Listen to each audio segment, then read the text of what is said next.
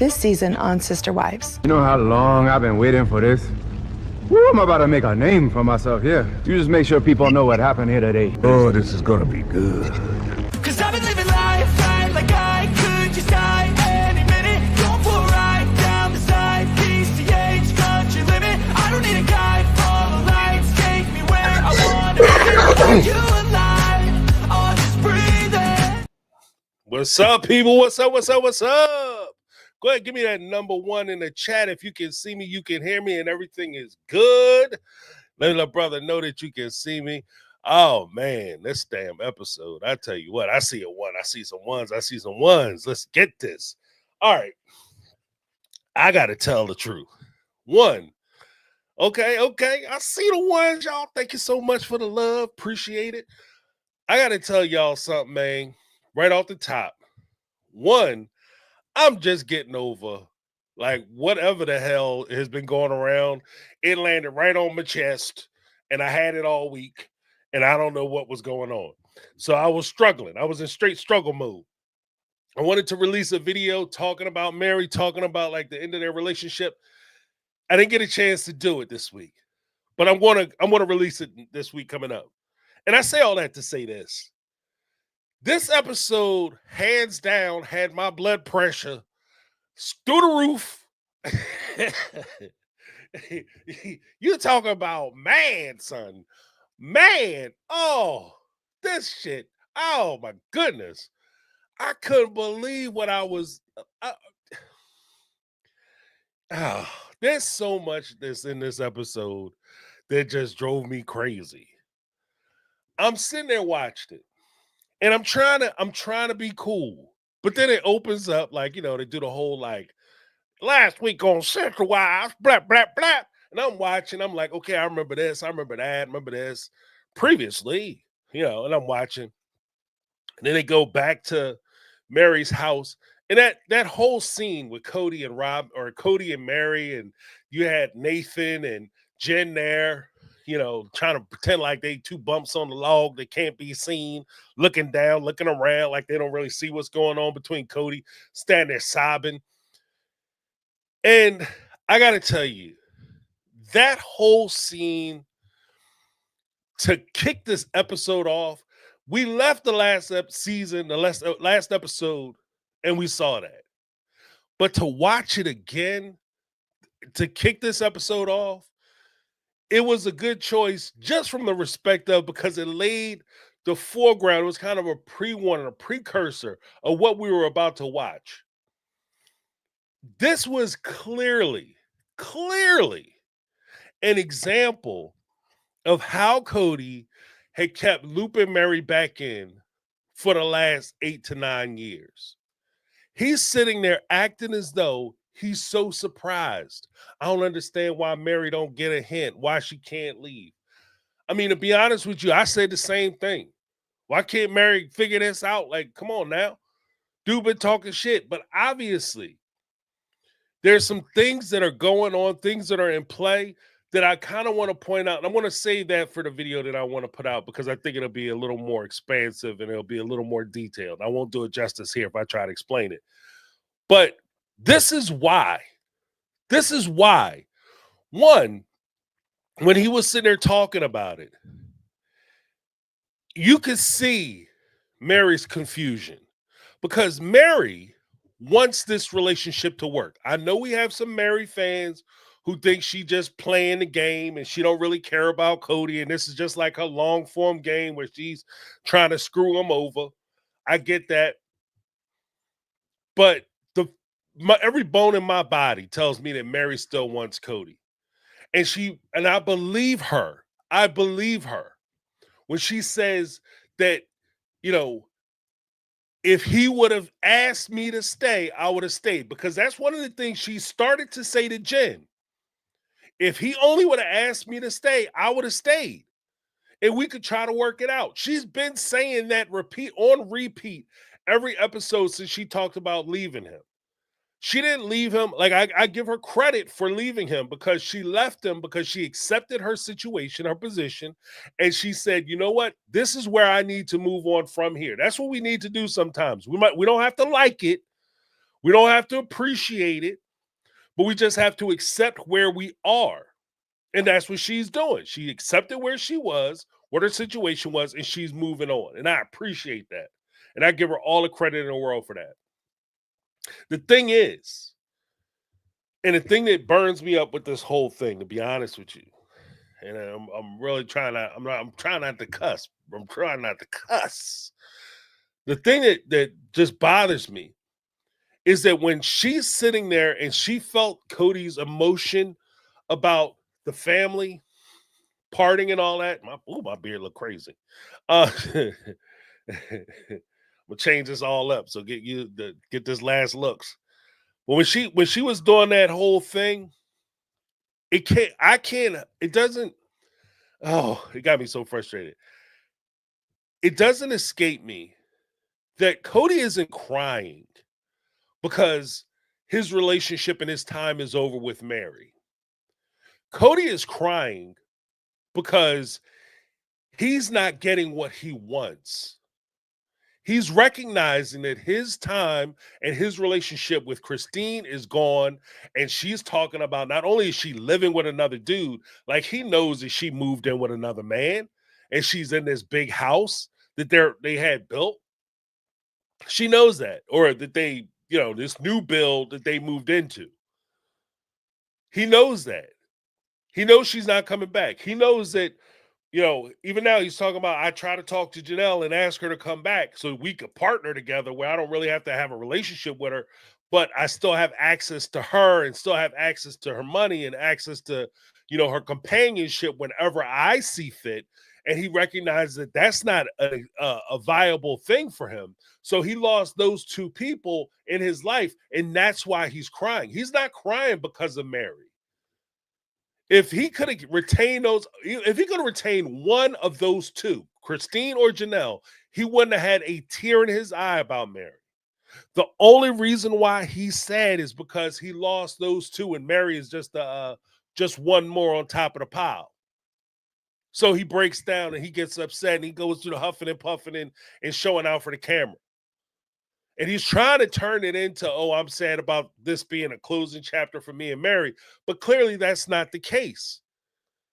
But this is where Meri's ego kicks in and she starts to say, I want this relationship to work out. I want to be with Kody. I want this to happen. And then she's now blaming herself for the relationship falling apart. Maybe I didn't do enough. Maybe I shouldn't have called for the end of this relationship so hastily after 9 years, after almost a decade of waiting. Somehow it's your fault. And that's a problem for me because there's an inherent cruelty to it. Now I get it. Kody can sit there and he can say, you know what? I didn't really ask her to do this, and it wasn't my fault. So if she did it to herself because I didn't really have nothing to do with it. I can't control her feelings and her emotions, etc., etc. To a point, he's right. He doesn't have any control over it. But what you do have control over is leading somebody to believe that they have a chance when they have zero chance. You talk about she's your favorite ex-wife or whatever. But the truth of the matter is you don't even like her. Because why would you do that? I wouldn't do that to an enemy. Why would you do that to somebody you supposedly care about? You lead them to believe that you actually give a shit about them when you don't. You lead them to believe that you actually care that they're leaving when you don't. You lead them to believe that you can reconcile your relationship when they have zero chance of reconciling their relationship. But, oh, I like you as a person. No, you don't. And even if you do kind of maybe perhaps like them, you damn sure don't respect them. You don't respect her as a human being, as a person, as a partner, as a mature individual, as an ex-wife. You don't respect her because if you did, you wouldn't drag her out. Even if, and here's the messed up part about it.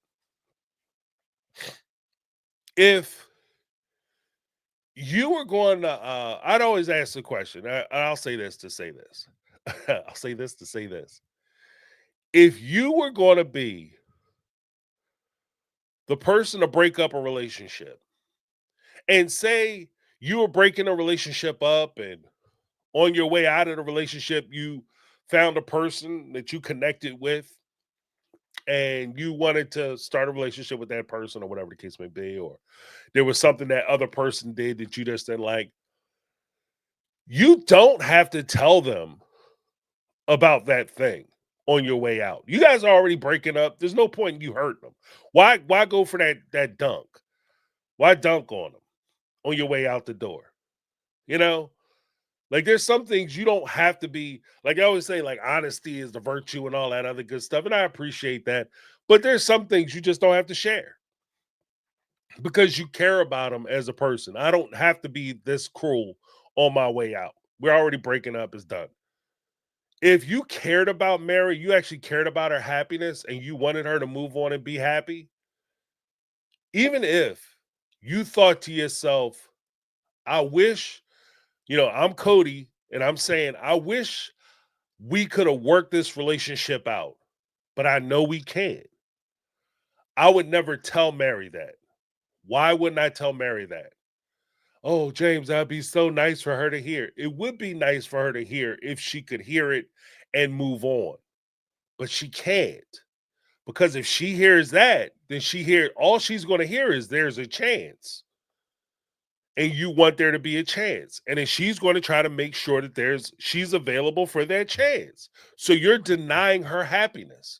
So if it's something like that, you keep that shit to yourself. If you're that sad, cry in the car, bitch. That's what I say. Sorry, Kody. Cry in the car. If you're upset about what you did to Meri, you cry in the car. She doesn't deserve to stand there and watch you openly weep about the closing of the relationship so that she can be confused. You leave her with happiness and joy in the heart. Give her peace. If you cared so much about her, give her peace. You cry your ass in the car like everybody else. That's what men do. We suck that shit up. We cry in the car. You ask to go to the bathroom. Man, they're hollering. Oh, Lord, please, have Lord, Jesus, have Lord, please. You come out, you be like, are you okay? Yeah, don't go in there for about 45 minutes. I'm okay. Were you in there screaming? No, I was whistling. That's how you do it. But you don't drag her through that. That's not right. It's just not right. And this is where it comes down to the point of, I'm looking at that because later on he said something to the effect of, they did like a whole exchange where they were talking about, like, sometimes, Meri went to Europe, and while she was in England, she went to Stonehenge, and she said that's something she always wanted to do. And she had been talking about it for the last 20, 30 years. This is something she always wanted to do as a dream vacation. And apparently she shared it with Kody, and Kody had no idea that this is what she wanted to do. And he said, well, as a man, sometimes men don't listen to when women folk talk. We don't understand their language because that's a man thing. No, it's not. No, it's not. No, it's not. It's called active listening. And I'm tired of people who sit there and try to pretend as though somehow being ignorant or being an asshole is the equivalent of being a man. That's not what a man is. That's not what a man does. Okay? A man will listen to their partner. You might not like what they say, but you listen. Shit. If anything, my wife wishes I didn't listen as well as I do. If anything, that might be her complaint. You listen too good. You remember too much. Okay? I don't sit there. Just out of respect, you listen. I hear what you're saying. I might not agree with it, but I hear you. Okay? And that's just how that's just being a person. That man, woman, child, dog, cat, that doesn't have anything to do with anything. If you don't listen to the people that you're close to, especially something as important this is something I've always dreamt of doing. If I'm with somebody, if I had a friend and they said, all my life, I've always wanted to go to Aruba, and I finally had an opportunity to go to Aruba and see go to Bermuda and see the pink beaches and wade in the water or whatever. And I, oh, okay, yeah, well, I had no idea that you always wanted to go to Hawaii. No, you know what? You listen to what they say. It's not that hard. It's not difficult. But when you're only listening for your own advantage, or you're only listening because you only care about what you want, that's you being an asshole. Now, I know some people going to type in there that he's a narcissist and that's the way narcissists work. Here's the thing. Just as a general rule, I do agree that Kody does exhibit some narcissistic personality disorder traits. He just exhibits those traits. He does. And that's from a pedestrian understanding of narcissism. Okay. However, it's not just narcissists who do this. If you have a partner and they don't listen to you and they don't take things you say into account, and you can tell them about your hopes, dreams, aspirations, desires, places you would like to visit, jobs you would like to have, and they have no idea what it is you're talking about, that's your first clue that they're not into you. Because I guarantee you that if Robin had a hope, a dream, an aspiration, I'll bet you money, narcissist or not, Kody knows exactly what Robin wants. And I challenge anybody to sit here and say that he doesn't understand what Robin wants. And he doesn't know, never paid attention to what she said. Nobody's going to make that argument. Nobody who's watched the show. If you watch 3 episodes of this show, you know that when Robin, if she woke up in the morning and said, sunny side up, he would walk out. What were Robin's first words this morning? 3 years later, oh, she said sunny side up. It was so cute. And he'll giggle to himself. Sunny side up. Because that's who he wants to be with. That's who he's paying attention to. This is, again, one of those reminders that this is who he wants. And then as Meri struggles, this would be one of the things that, Jen or whoever she's surrounding herself with should be pulling her coattails and reminding her, like, look, do you think that Robin struggles with reminding him what she said and what she wants? I bet you don't. So as you sit there and you try to figure out what he meant when he said that, you so confused because he's acting like he doesn't want to leave, that's why. Because he doesn't care about you. And it's hard to say that, and it's jacked up to say, because I know that'll hurt her feelings, but, sometimes you just got to hear the truth. Then they had the whole thing with, the party. We'll talk about that. I'm going to run through it real quick, and I'll give you guys an opportunity because I won't go super late tonight. Last week I was crazy, but this week we'll have a little more sense. Plus, I'm still a little under the weather. Whatever it was, it started last Sunday. That shit hit my ass by Thanksgiving. Pardon my French, but by Thanksgiving, I still cooked. Players still cooked. Put my foot in it. But I just was COVID. I was rocking COVID style. I was doing COVID style cooking. Mask on and the whole nine, as I was preparing turkeys and sides and greens and all that stuff. So yeah, we still got it in, but yeah, it was rough. It was a little rough. But so we had the whole party, and then when they had the party for Savannah, the graduation party, and the funny thing to me about that whole thing, it was infuriating. Because you could see that, Savannah wasn't happy with the situation. She was a little sad looking. She had a little sad tint to her. But I'm glad that she was surrounded by people who cared about her. Then Kody starts complaining. Of course, Robin started complaining. Oh, I miss the whole family having to get together because we used to have some fun and blah, blah, blah.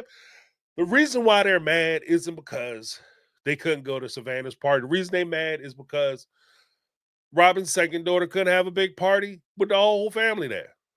They were jealous because, unfortunately, they didn't just get rid of the family. They got rid of the party planner for the family. So Christine wasn't there. She wasn't involved. Yeah, and Christine, she took the whole family with her. Plus, Christine and Janelle, they have 6 or 12 of 13 of the kids, because I guess you can include Mary's child as well. You know, they had 13 of the 18 kids. So Kody and Robin are upset. Oh, well, so sad, so bad. But the funny thing to me is that Kody was blaming Robin for him not being present at the events. Like, Kody is throwing Robin under the bus. Oh, shit, they just jealous of Robin. That's why they don't want me there, because I could probably go if I left Robin at home, but I'm not going to leave her at home. Yeah, you could go to the parties if you left Robin at home. Like, I could date J-Lo if I left my wife.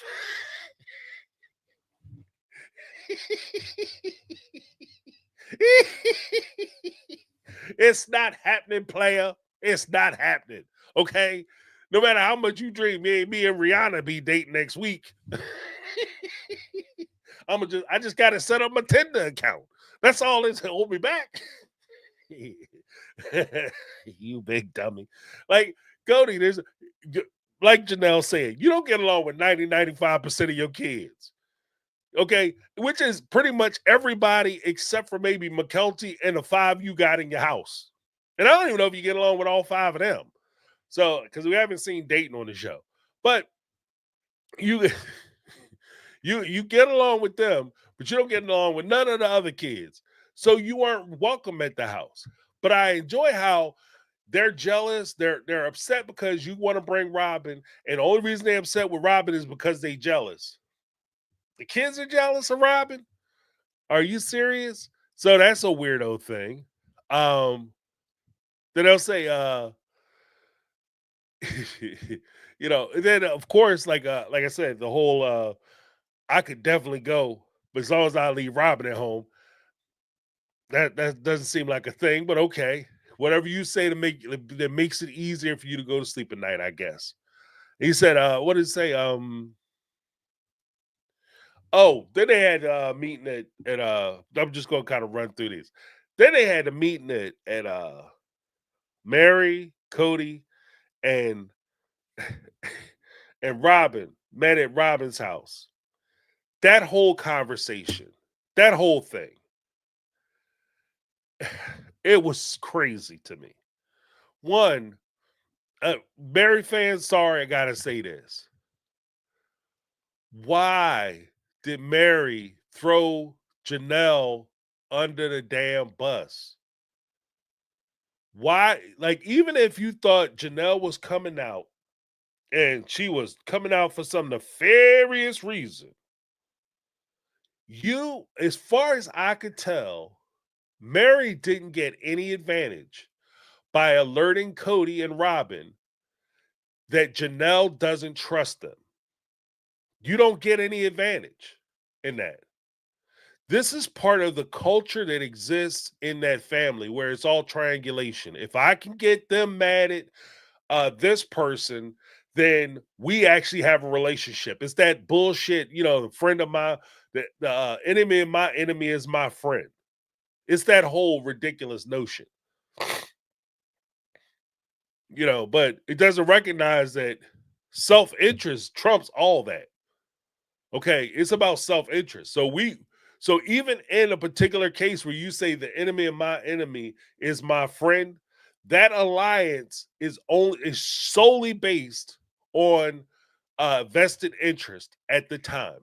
The second that vested interest changes, your relationship is over. So even if Kody and Robin jumped on your side because they want to go against Janelle, we'll team up and go against Janelle. That doesn't mean they're going to benefit you, because once they get into the mindset that they're going to start screwing people over, is how hard would it be for them to screw Meri over? Janelle has way more access and way more power on Coyote Pass. Sorry, folks, got to tell the truth. It is what it is. Okay. In fact, I'm gonna upload the Coyote Pass picture. We can talk about it. I just did a video about talking about Coyote Pass and why it's important, and I hope you guys checked it out. But but to me, that's exactly why Coyote Pass is so important, because at the end of the day, Coyote Pass doesn't just represent a piece of land. It's also part of what the polygamous relationship has been, as far as the polygamy propaganda program has presented it as. They started out, it was going to be a lovely place. Everybody was equal. They were going to have equal parts. In fact, they were all going to live in one big house. Remember that? That was the big conversation. We're going to get one big piece of land. We're going to move it to a big house and have it for all the grandkids and the family, and everybody can inherit it. It'd be so wonderful. Then they started splitting it up. And then they wanted to split it up. And Kody's name is throughout. So the entire land, the entire polygamy propaganda program, the entire thing, the entire family is based around Kody. It's there to suit his needs, wishes, and desires. Just like Coyote Pass. Just like Coyote Pass. When you break it up, there's certain wives who get way more, and there's certain wives who get way less. But everybody's supposed to be happy with their little bit of share. That the same thing happens in polygamy, and the way they executed their marriages. Some people got way more attention, time, affection, so on and so forth from Kody, the primary mover of the land and the family. Some people got way, way less, but they were all supposed to sit there with a big smile on their face, looking like a goofy ass clown, because this is what Kody wanted, because it's all about him and what makes him happy. Where is he comfortable at? And that's where a lot of this is kind of raw for me, because as I watch it, it just reveals so much about what they were about. I'm going to upload this real quick so we can take a look at it. Take a look at it. Overlay. Here we go. So let me just...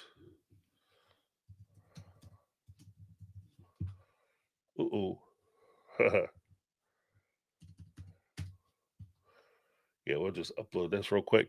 And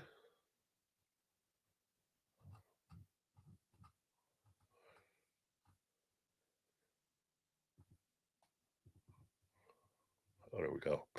Yeah, so I mean, that's one of the things that I noticed as we were talking about it. So this is the Coyote Pass as it's laid out. And if you can see, on the far left, we have Christine, Kody, and Robin. Christine is out, so it's Kody and Robin. Then you have Kody, Janelle, Meri. Then it's Kody and Robin. Then it's Kody and Janelle. Now, the crazy part about it is, if they divided it how they said they wanted to divide it, like the land and all that stuff would still be like crazy looking. But Kody's name is throughout all of that. He's on every piece of property there. Like that's the crazy part about it. Kody's name is on every parcel of land there. And here's the secret to the sauce, folks. Like it or not, if Kody's name appears on that piece of property because it was acquired during the marriage, Robin's name is on that property. You can't, as a married person, you can't own property that was acquired during the course of your marriage. You know, there's a couple exceptions, but you can't go out and buy a piece of property and then say, oh, this is all mine and it has nothing to do with my wife. If you could do that, you would have people hiding assets, just buying property. You're a millionaire, you're worth $20 million. You just go out and buy a bunch of condos in your name and then say it's all mine. So when you get divorced, you just leave your wife and say, oh, all these are mine. No, they won't let you do it, because the money that would have been used, you can't tell me that Kody has like this separate account that he was drawing money from. He was using the marital assets to purchase his part of Coyote Pass, supposedly. And so anywhere his name appears on all property, Robin's name appears next to him, whether she's listed on the deed or not. She has an interest in the property. So it's craziness. It's just craziness. But that Coyote Pass property, you know, the way it's broke up, there's no way this makes sense. And when the smartest thing that I thought was said, aside from I might have to get a lawyer, the smartest thing, well, take a step back. Even when people say, I might have to get a lawyer, we always have to keep in mind that just getting a lawyer doesn't mean that you're going to win. There's a lot of people who go out and get lawyers, and the lawyer will tell you you don't have a case. Because I really wish that when they started, when they came up and they said that Kody put his name and he decided who was going to get what piece of property and how it was going to be divided, so on and so forth. I really, really wish if the ladies didn't appreciate or agree with how he assigned the properties, they would have said something. Because you letting it go for years and years and years, and then finally when you have a disagreement, all of a sudden you want to start talking about, oh no, I should have way more. Oh no, my name should be on here equal. Oh no, we should all have equal parts, etc., etc., etc. That's stupid. Because the longer you wait, the court is going to look at that and say, well, why, if you had a problem with it and it wasn't done the way you wanted it done, why are you coming to me 3 years later? 2-3 years after the property has been purchased? Did you not know that this is how it was listed? Yeah, I knew, but I thought that they're in all 50 states, just quiet as it's kept, in all 50 states in America, if you have a piece of property, all land transactions for real estate or real property have to be in the form of written contracts. There are no verbal agreements when it comes to land deeds. There are no verbal agreements when it comes to real estate. You understanding somebody saying something doesn't mean jack shit. When you stand in a courthouse, they look at what the deed says. What does the paperwork say? What does the contract say? If the contract says, for instance, Robin and Kody, and that's what the deed says, that's who owns the land. If the contract says Kody, Janelle, Meri, Kody is Kody parens Robin, close parens Janelle, Meri, because again, Kody and Robin are married. So Robin would be owner of that part, owner of any land where Kody's name appears. So it's actually Kody, Robin, Janelle, and Meri. It's Kody and Robin, then Kody, Robin, and Janelle. So anywhere Kody's name appears, Robin's name also appears, whether it's listed or not, because she has an interest. When it comes down to it, if they had a verbal agreement, Kody told him a whole bunch of bullshit, especially he told him a whole bunch of stuff. He fills out the paperwork. He fills out the deeds. They're aware of the deeds, and they never take him to court. You can't. It's almost. It's so uphill. I won't say it's impossible, but it's so uphill. Like it's such an uphill battle for them to be able to go back to court and say, yeah, this is what he told me, and this is an agreement we made. Even if you have the tapes from the show, I would argue that the show is a show.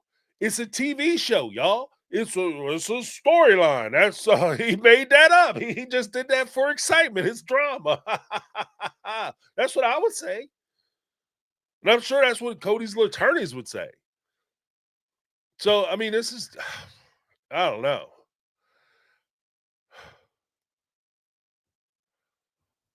What's this? I was married for 23 years and I was not anywhere. What's this? I have no idea what you're talking about. All right. Yeah. So if they have a piece of property, if the property was acquired during the time you were married, you have a right to the property. It's called tenancy by the entireties is the phrase that's used. Tenancy of the entireties. Then you have joint tenancy and you have tenancy in common. But tenancy by the entireties is the one that's reserved for married people. That's the one that covers your marriage or matrimony. If you don't believe me, look it up.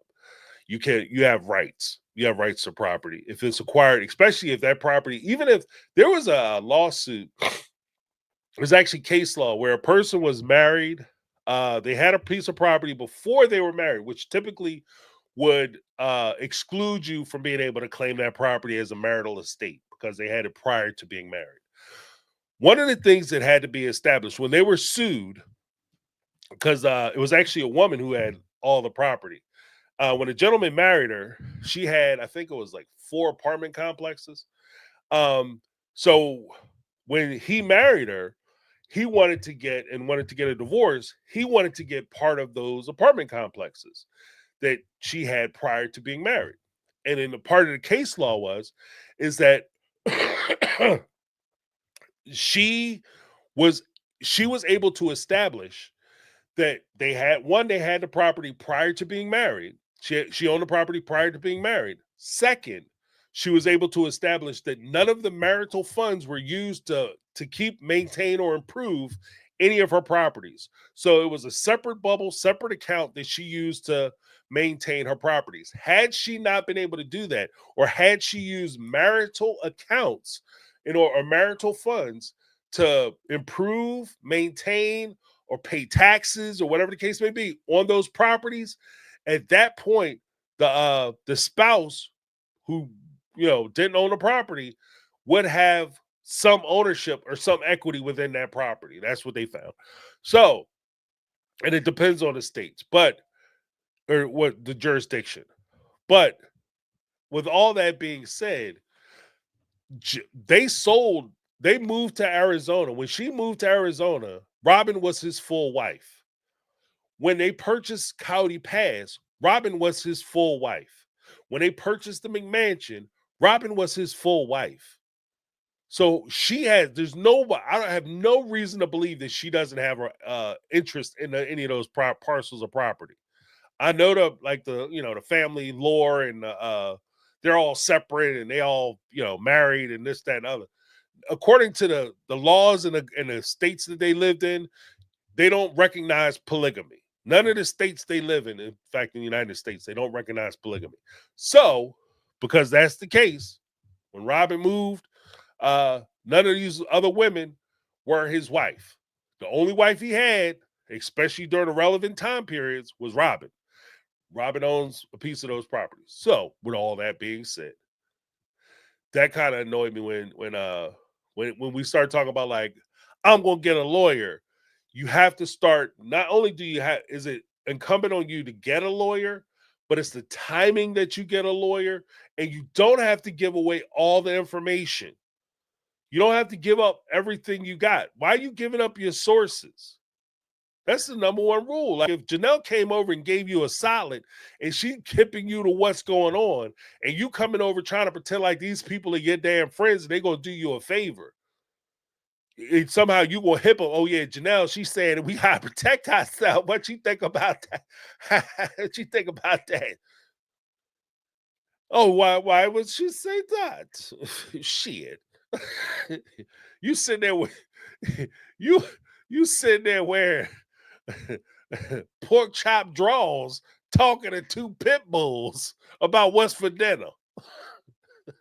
Janelle said y'all some meat eaters. Why'd she say that? Janelle don't know what the hell she talking about. You crazy. Shit. You better leave that alone. You better get it right. But I will say the smartest thing that Meri did say, because I can see that I think Meri was catching on towards the end.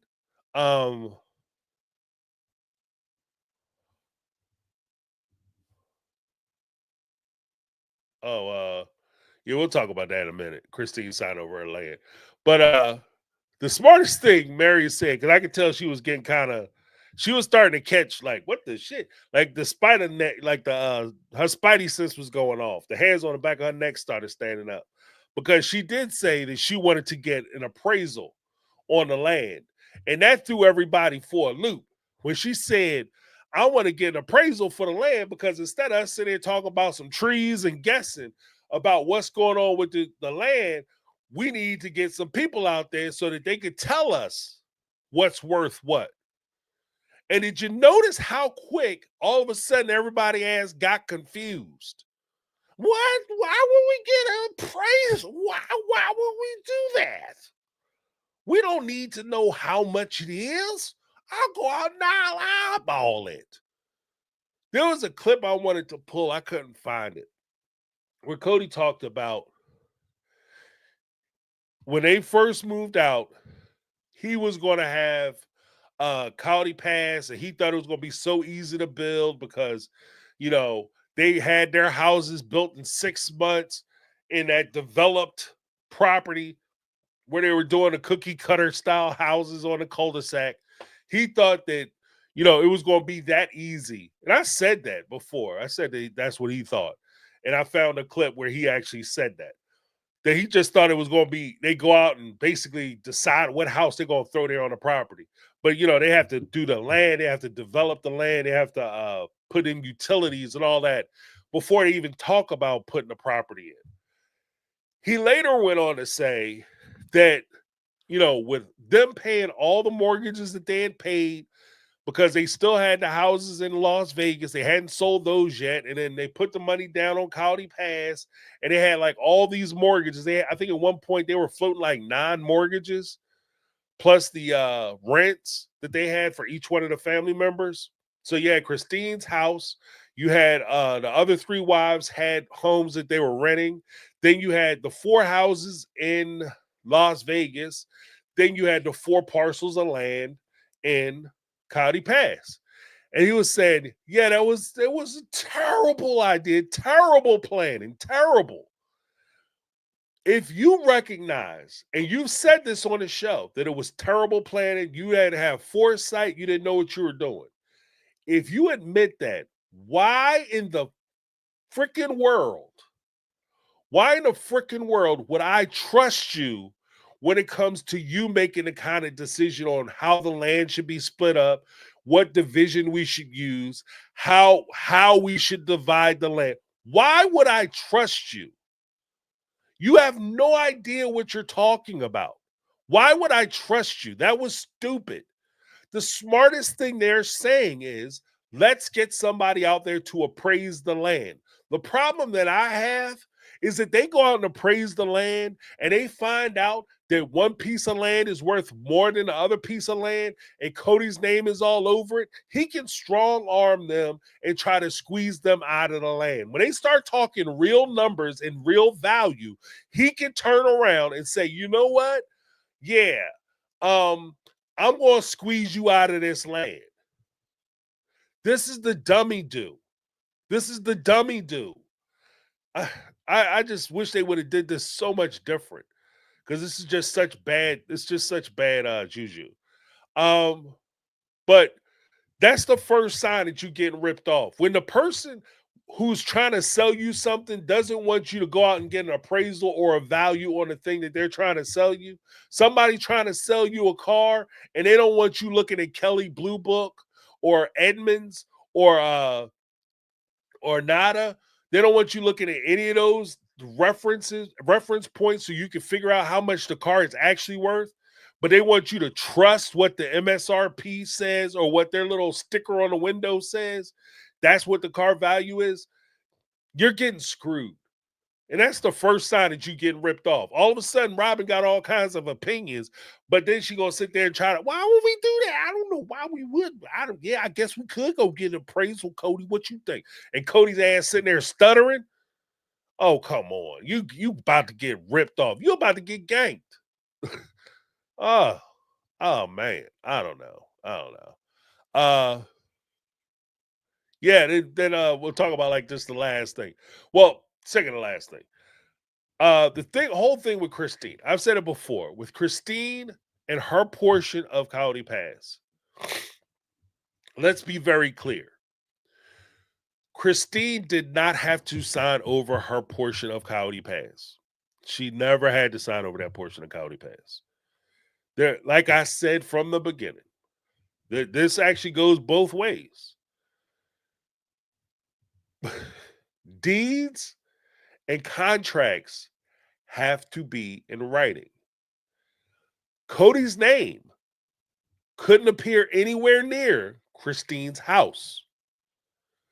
That's why he took his name off of Christine's house, because Kody was trying to acquire the McMansion with Robin. So the only way he could qualify for the McMansion with Robin is if he took his name off of Christine's house, which he did. Really, it doesn't matter why he took his name off Christine's house. His name wasn't on Christine's house. It was just Christine's name. Technically, it didn't matter how much money he gave her for the deposit. That's all backwash for us watching the story. None of that matters. None of that matters. If your name is on a deed or on a loan and you are on a mortgage and you're on a deed, you take your name off of said deed and she refinances the house in her name, and her name is the only one that appears on the deed and the mortgage, it doesn't matter why she did it, why you did it. Unless Christine forged his name, that's Christine's house. Full stop. It doesn't matter why she did it or why he did it. So when it came time for her to leave, she could have left and kept her interest in Coyote Pass. The reason why, in my belief, the reason why Christine took her name off of Coyote Pass and she gave it back to Kody, it wasn't just generosity and she wanted to cut the ties. It was because Christine realized what a boondoggle the whole Coyote Pass property is. Kody's name appears on all parcels of that property. Kody she can't force Kody to sell. They can't force Kody to sell that property. His name is on it. They can't, Janelle's talking about, we're going to split the property up and then I'm going to sell my part. If you sell your part, you have to give Kody some of it. Technically, you'd have to give Kody a chunk. That's the dumb part about this whole thing. That's why I wish they would have been more specific. Like, take people's names off of shit. All this niceness, like, you can't be nice when it comes to family and business. You can't be nice. You have to be straight up, because when there's a problem, it's a problem. And now, if Kody's name is on it, he doesn't have to sell his property. My name is on my house. My wife's name is on the house. If the only way one of our names is coming off the house is if some judge somewhere says that you have to take your name off the house. But if she wants to move and I don't, I'm not selling my house. You don't have to be here. You don't have to stay here, but I'm not selling my house. And I'm sure she feels the same way. That's how it works. So with that being said, she realized that all she's going to do is inherit a bunch of foolishness and a bunch of liability. Because if it goes into foreclosure, her name gets, her credit gets destroyed because the house goes into foreclosure. And it'll drag her down too. If Kody decides that he wants to try to do something ridiculous on the land, or he wants to try to sell the land, or she wants to sell her part of the land because she don't ever plan on living there, then Kody's going to try to do some foolishness there. If they're going to try to move forward with some kind of necessary maintenance as far as installing utilities or some type of development, then she could be on the hook for that. She's consistently going to be on the hook for paying taxes for a piece of land that she doesn't want to have anything to do with. It's a bill. So that's why I think she signed that land over. It just looks magnanimous that, I'm going to give the family the land because I am a mature adult and I just want to give them this, boom, and I take mine, boom. But if it was really like that, you would have signed the land over to Janelle, Meri, and Kody. If you was really trying to be super generous and super magnanimous and it was all about giving back to the family, but she gave it to Kody as kind of a bribe so that she could it was really a payoff. Because if she would have fought him on Coyote Pass, then he would have fought her trying to leave with Truly. Let's call it what it is. Let's be straight up.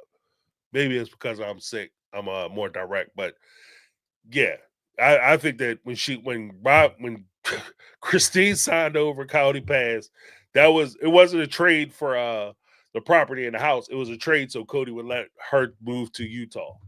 Because if she would have signed, I guarantee you, if she would have signed over Coyote Pass to him, then when she talked about moving to Utah, Kody would have fought her tooth and nail. And here's the thing. Because she lived in Arizona, it doesn't matter how many people lived in Utah. It wouldn't matter. Because Truly spent most of her life in Arizona.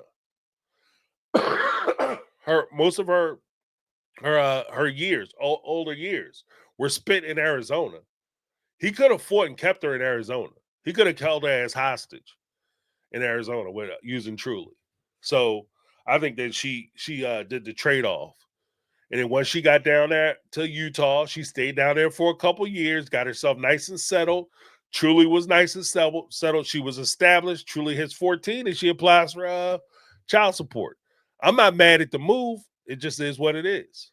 But that's my two. Last thing I wanted to say, Kody goes back to the cul-de-sac with his brothers, does the whole like thing with the with the hairnet, getting his pressing perm out. My hair. I don't know why they even included that. Dude, just leave it alone. You just drawing attention to the fact that you bald. Just let it go. You know what I mean? I'm trying to pretend with you that everything is good. But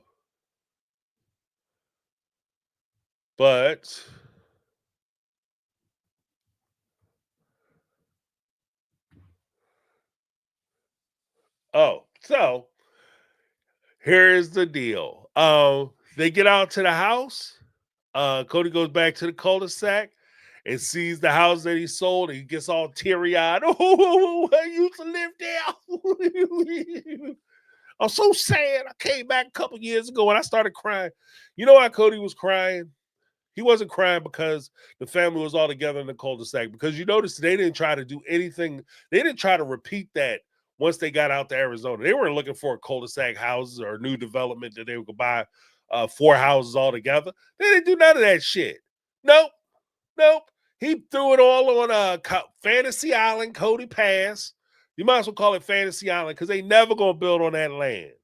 It's too expensive.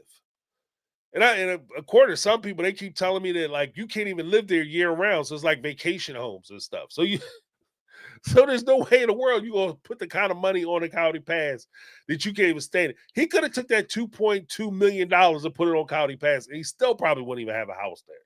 Like it's so expensive because they got to clean the land up, they got to do remediation, they'd have to develop the land, they'd have to install utilities, they'd have to do all the infrastructure work. Then they'd have to start trying to build a house. Like he'd have a shack built on that damn place. And he could only stay there for like 6 months. So no, he ain't trying to build on Coyote Pass. But the real reason why I think he was crying when he went to the cul-de-sac, because when he was looking at those houses, what does he see? He sees $4 million worth of houses because that's how much they're selling for. Those 4 houses that they were in are worth over $4 million. That little cul-de-sac is worth $4 million, like $4.5 million, if not more. He blew that. Like that was so stupid. They doubled their money. Like they would have more than doubled their money if they would have just stayed at where they were. Like it's just such a dumb idea. And like, we look at the was it the 890 that he put out for the McMansion, and then he doubled that money because he sold it for 1.7. So, that was impressive. 1.7 compared to 4 million. 1.7, 4 million. I'm sorry, 4.5 million. If not more. 4.5 million plus. Yeah, I would have cried too. Shit. That was a bad move. I was so stupid. I had those houses. Why would I do that? I had $4 million. Yeah, I'm doing okay now.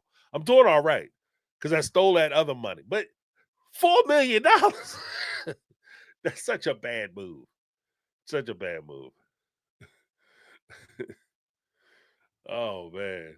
So he said, blame Robin for the move to Flagstaff. I blame Kody because Robin could have did that. She could have pulled it all by herself. You know, he agreed to it. And again, he was listening to what she said. He moved the whole family. He gave up $3 million for Robin. You just wanted to go on a week's vacation, and he couldn't remember what you was talking about. That's what I'm talking about. I want to go to Stonehenge. I wanted to give the families $3 million away. Whatever you want, Robbins. Monique Lambert, $4.99 super chat. Thank you so much, Monique. I appreciate you. Let me get a little something, Monique, because I appreciate you.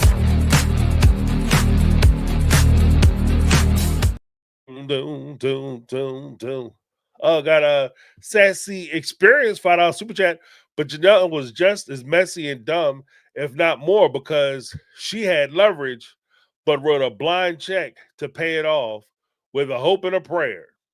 Yeah, I would have. Yeah, we'd have to nail shit down, and that's the. I agree to the point that I really wish Janelle. And here's the thing: when you're dealing with a jackass like Kody, he does have all the leverage, because if Janelle doesn't write the check and doesn't pay the land off, then Kody could sit there and let the land slip through his fingers because his name is on all the property. And technically, whether he likes the McMansion or not, he's already in a house. So it's not like if they fuck his credit up, all of a sudden they're going to come and take the McMansion too. Okay? So if that house got messed up, all you just say is, she didn't kick in her part and we didn't have enough money to pay it off. It was what it was. We all knew what it was and we all lost it. But the other part is kind of what Sassy was saying. I agree with that. I wish there was a way that Janelle could have pressured him into agreeing.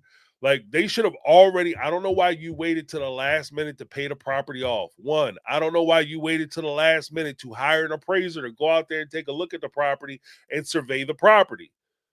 Hell, even if you would have took somebody out there to say, look, I'm going to use my money, my dime, my pocket, and I'll just get a reimbursement from the family. I'm going to pay for an appraisal of the property. This is important because what if one of the plots out there, right, had a diamond mine on it? Like, all of a sudden you discover, like, it just goes straight down. It's just diamonds. They say diamonds are forever, right? And so is that money. Like, you just got bricks, diamond bricks down there. Diamonds as big as my fist. You know what I'm saying? Yeah, we need an appraisal. Okay. You got one piece of property with runoff, rainwater runoff that's full of coyote sick prairie dog poop, and you got another piece of the property with an oil well underneath it. Yeah, that's not the same thing. I don't care if you look at the numbers or not. Oh, I get 1 acre. If you have 1 acre of a diamond mine and this person has 4 acres of coyote prairie dog poop pond or whatever, you're ahead. So with your little half acre. So yeah, I agree. I think that there's a lot of things that just drive me crazy about that entire deal. But let me get a little something on that.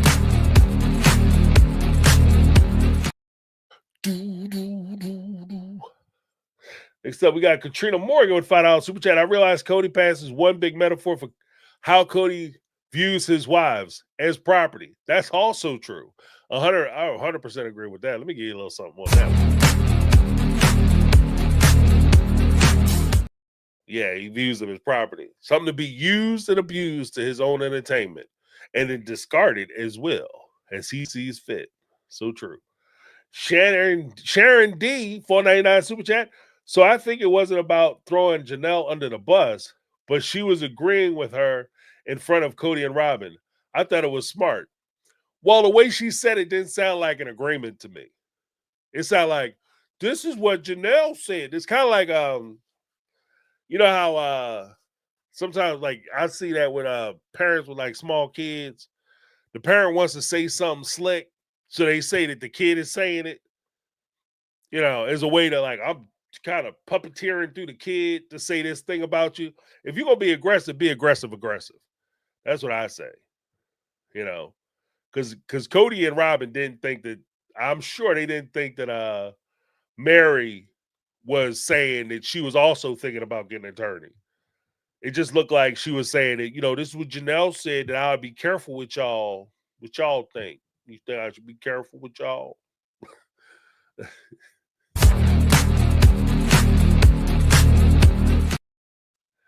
Yeah, but I mean, I guess it's up to interpretation. I just didn't feel good about it when I saw it. But I appreciate that. I can see that, Sharon D. Monique Lambert, 499 super chat. I am just shocked that Janelle and Meri band together to make the final payment, and yet hope Kody would be fair. How does that track? Hoping against hope. I guess sometimes all you got is hope. I don't know. I'm with you though. Like, I just wish so I guess I don't know. I guess it's easy for me to go for the need to cuss somebody ass out. You know what I mean? Sometimes you gotta pull up with them things. You go in there with a box cutter and start hitting them paintings like, like what we doing? What we doing up in jail? You know what I mean? But yeah, it's a lot of trust. It's a lot of trust. But partially the reason why they find themselves in this position, and this is part of the reason why, like, I don't want to just belabor it by saying that they're stupid and da. I think that there's a bigger thing that we have to talk about. And the bigger thing that we have to talk about is that when you do business with family and friends, a lot of times it's very easy to fall into the trap of, I trust them. They would never do this. I think that they're my friends. I think that they're always going to be looking out for me, et cetera, et cetera. And there is a point where especially when you do business with family and friends, you always want to get that shit in writing. Pardon my French, I'm cussing a lot. I apologize, but you always want to get that in writing. You always want to have everything nailed down. If you're going to do that, if you would write a contract for a stranger, you definitely want to have a contract with your family and friends. Not just because if there's ever a dispute, it makes everything clear and it'll help you get through the dispute and it won't be any problems, but it'll also give you a pathway to be able to help you maintain those friendships and those relationships if the business does not work. Because there's no argument or no dispute or no disagreement.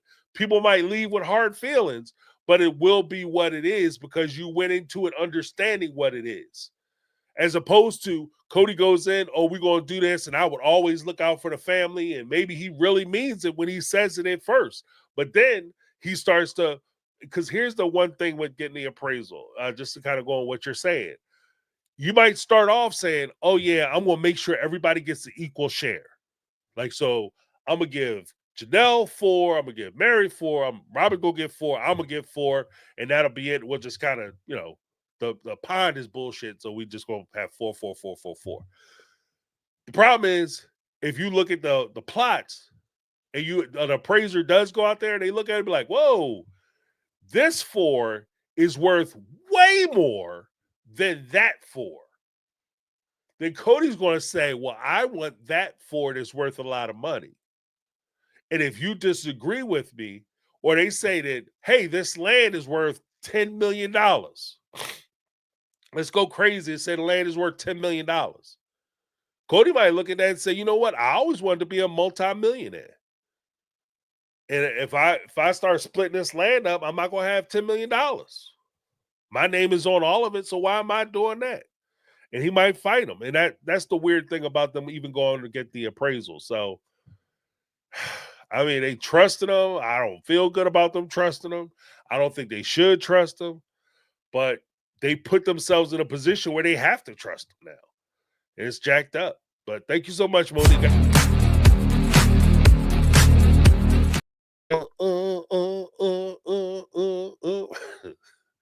This is Karen Joseph. $5 super Karen Joseph. What's going on? $5 super chat. That happened a lot with people who aren't used to having money. Absolutely. Absolutely. That happens. I'm going to read that one more again. That happens a lot with people who aren't used to having money. They don't use due diligence when investing, like with lottery winners all the time. All the time. 100%. I 100% agree with that. That's such a good point. Because there is a point where, like, I think currently the, One of the lotteries is like $500 million right now. $500 million. And there's a bunch of people like, I want to win that money. Be honest with you, I don't play the lottery, but I thought about playing it. When they get up to that kind of money, I'd be like, oh, I'm going to play it. You know, what's the difference? Oh, $1, $2 on it, whatever it is, right? I'll play it. Somebody got to win. But here's the thing. And I remember talking to my daughter about it. I talk to anybody who'll listen. So I'll tell you guys, story time. If you win that kind of money, your life is different. Because money doesn't just change you, it changes the people around you. And so when you make a significant amount of money, then the people that you consider to be your friends, they look at you different. So when you guys typically, like, say if you guys all went out to the bar and every Friday you go to the bar and you get a check and you all split the check 5 ways or whatever, it's 5, you split the check 5 ways. When you have that kind of money or you come into money, all of a sudden, I don't understand why I'm paying. You got all the money. Why ain't you paying? They looking at you to pay. Or, you go buy a new car, they expect you to buy them a car. And then if you do go buy them a car, they don't want you just to get them any old car, right? They want to get the same kind of car you driving. They don't want you to buy them a house. They want to be your neighbor. Okay, but they can't afford to be your neighbor. So not only am I buying you a house, I'm paying your taxes, I'm paying your electric, your lights, utilities, because you can't afford that shit because it's too much, right? So money changes the people around you. And then the messed up part about it is that to a large degree, you have to learn to have that much money. You have to learn how that money works, because it's not just you go into a Lamborghini, a Porsche dealership and just pick up a luxury car. There's ways that you can buy it that's smart, and there's ways you buy it that's dumb. There's ways that you buy it where it costs you X amount of dollars. There's certain tax cuts and tax write-offs you could do it. There's certain times of the year you could buy it. There's certain ways you could funnel to get it, and so on and so forth. Like, you at that point, you don't have a person to do your taxes. Okay, you have an accountant. There's a difference. You have an accountant, and the accountant will tell you, like, this is where you put your money. You can't take, $3, $4, $5 million and put it in the bank. That money has to be invested because the FDIC only insures up to $200,000. So if something happens to that bank, you would lose all your money. So you have to find ways to invest your money and ways to place your money in places where you can put your money to where it would be safe. You have to be safe when you go on vacation. Like, you worth $500 million. You can't go to the damn beaches. You have to go play. Like, you can't go to Wildwood or out to Venice Beach. You have to go to secure locations, places where there's security. There's you might have to hire your own security. Like, there's a whole bunch of stuff that, when you talk about like the lottery, especially those big lotteries, there's a whole bunch of stuff that you have to take into consideration. Sometimes you have to cut your family and friends loose. You can't hang out with the same people anymore. It's rough. And again, you have to learn how to have that kind of money. And having these kind of opportunities, like being like you're poor on SNAP, Section 8, you're on what is that other one, like, and Medicaid, Medicare, you got medical, food stamps and everything else. And you go from that to having a TV show, and all of a sudden you're making 6 figures plus a year. And then now you're buying houses, and you're not sure how to buy houses because you're buying houses how you used to buy houses, where you only go in and you put down like 3% on a house, and you paying crazy PMI, and then you get it on an ARM or adjustable rate mortgage for a short-term mortgage term, where you only get like 3 to 5 years, and then you have to pay the whole damn thing off because at the end of it, they have what's called a balloon payment. But you don't realize that when you have the kind of money that they were making, because this is part of the thing, like with the Las Vegas house, I think they bought their houses on an ARM, adjustable rate mortgage or balloon mortgage. And the sad part is that they were getting enough money where they could have put down a substantial amount of money. They could have put down a 20% on each one of the houses, and they would have had get 30-year standard mortgages.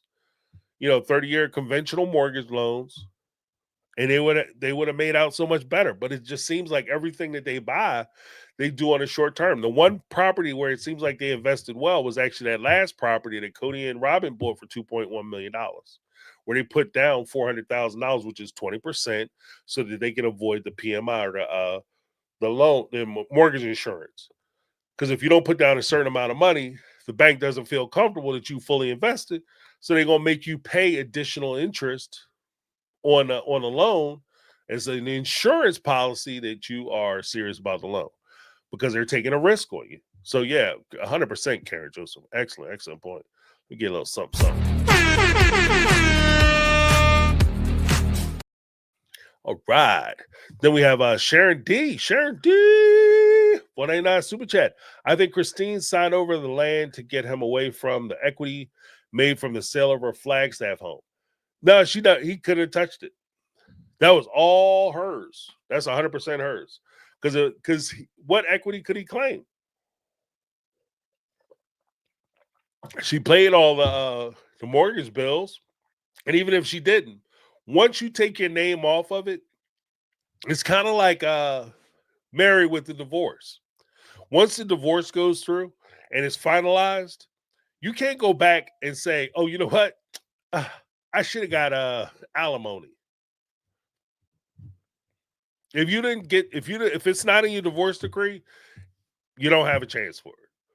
You're not getting it. Like, it's very rare that they would give you reconsider it for alimony. Very rare, if not never. But in a case of like a home sale or property, he voluntarily took his name off of Christine's house. If he would have said, because the only way, and I'll just phrase it this way, just so you can see my logic, and you can correct me if you disagree.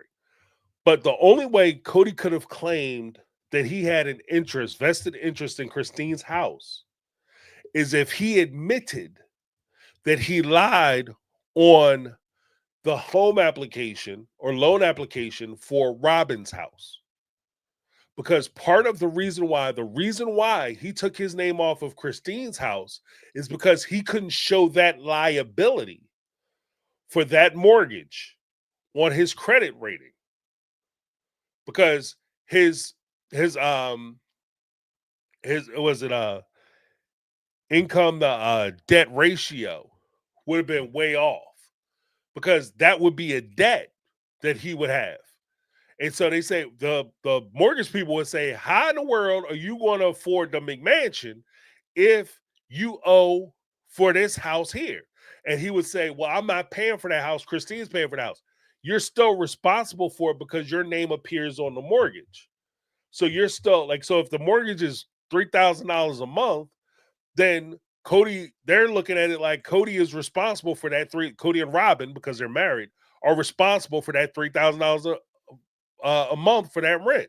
Because if Christine doesn't pay it, he has to pay it. They're not going to say, oh, well, she loses her house. They're going to say that you are going to pay it because that's in your name. But you can't afford that house and this house. So he had to take his name off of Christine's house. So that's why he gave Christine her house. And so when Christine got that house in her name, it wasn't because Christine did this, Machiavellian change genius, chess, 3D chess move. Kody's name came off of Christine's house because of Kody's hubris.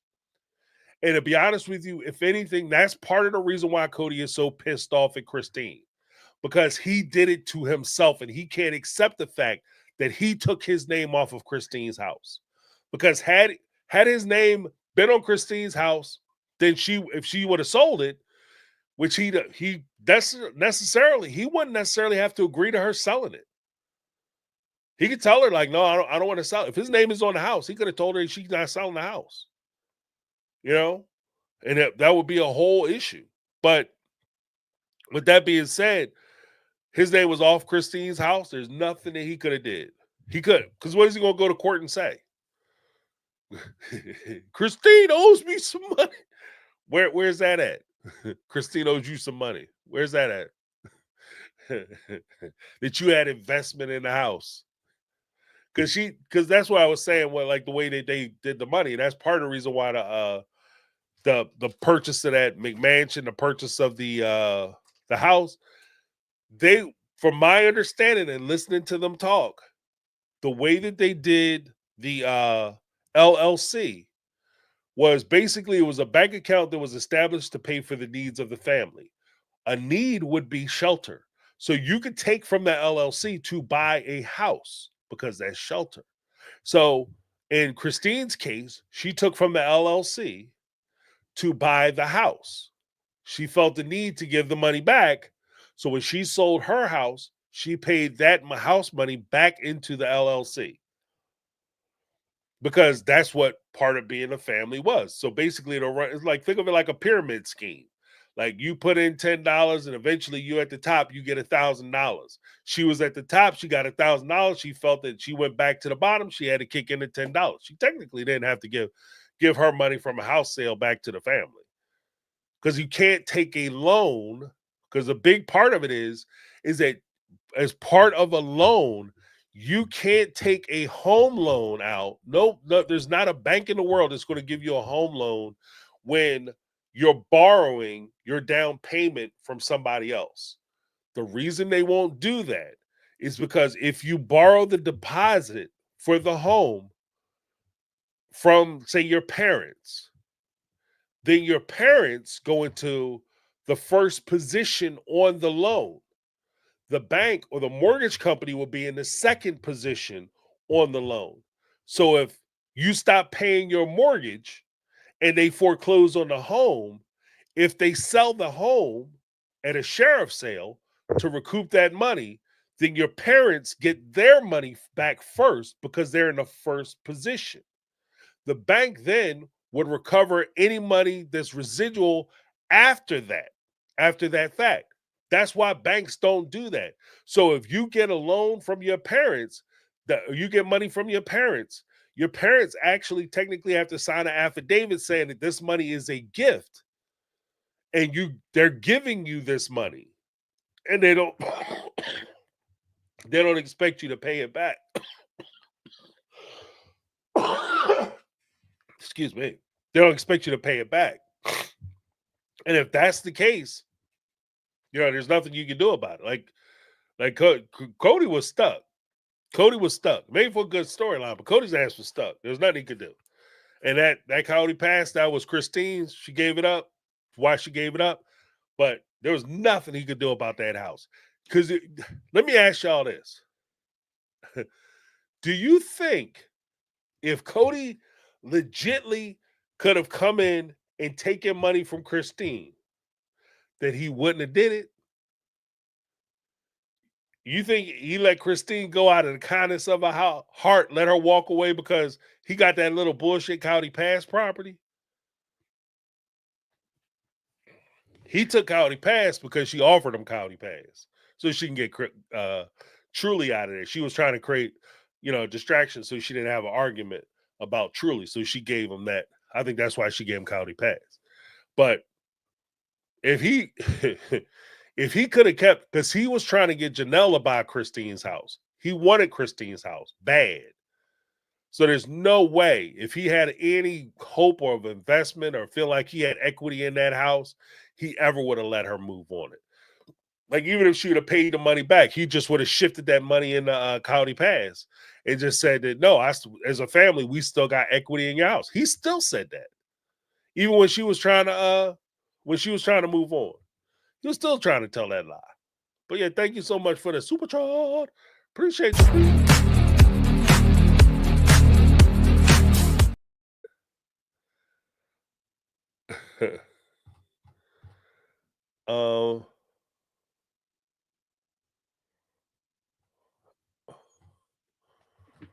Let me see. I gotta bump on down.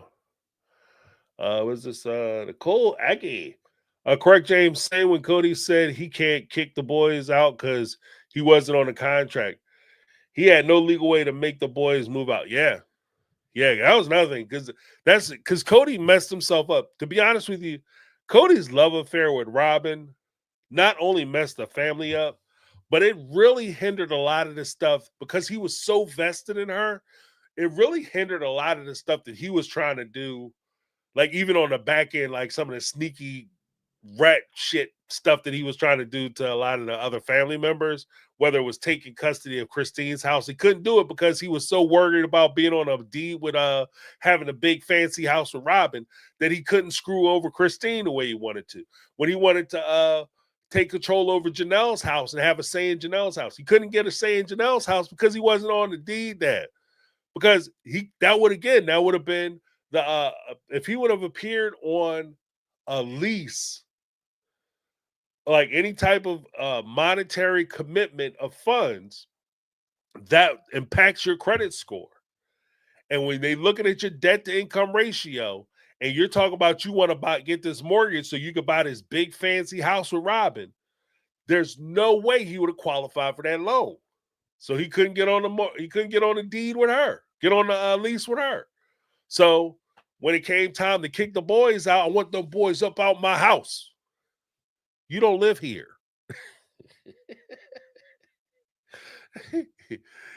I'm sorry, I'm gonna give you what you want. That's what Janelle was saying. I'm gonna give you what you want. You don't live here. You live down the street with Robin's ass. You can tell Robin, you can kick Dayton ass out into the driveway in an RV because your name is on that house. That's why Dayton is living in the driveway, because Kody's name is on that house. But Kody's name wasn't on Janelle's house. Kody's name wasn't on Christine's house. Kody's name wasn't on Mary's house. So he couldn't do nothing over this way. You can tell your story walking, player. Tell your story walking. Dr.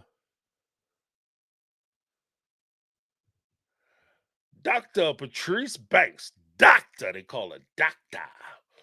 How long are they going to have the Coyote Pass storyline? No one is going to build out there, and they all know it. How long do we have to watch this?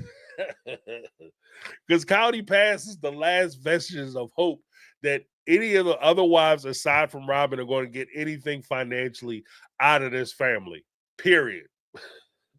Do I think they're ever going to build a Coyote Pass? Hell no. Hell no. It's too expensive. Like it's too much money. Unless TLC renegotiates their contracts to where they just have a crap ton of money flowing in and they just feel like wasting it, which is possible. But even then, like you'd just be throwing money away at this point. Like there's no reason. No reason as to why you would even consider building out there.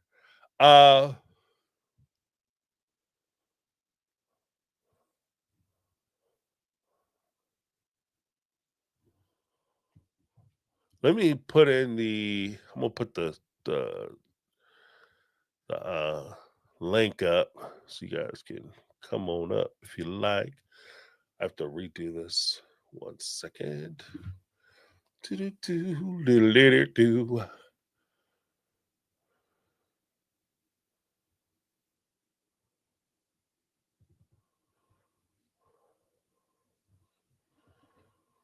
All right.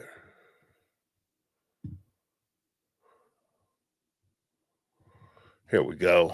All right. Got booted out of my own GitHub. Yeah, we are going to go in. All right, here's the link. For those that don't know, you will be brought to my back room, and then you'll be able to come in and step up and come and play. You won't come right up, but I'll see you in the back, and I'll bring you up from the backstage. But, oh, shoot. Fiddly sticks. I'm going to have to...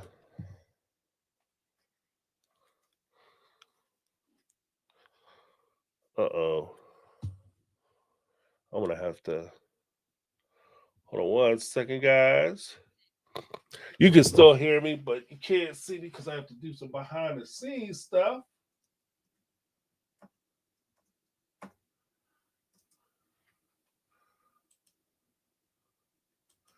Yeah, I am still here, guys. Sorry about that.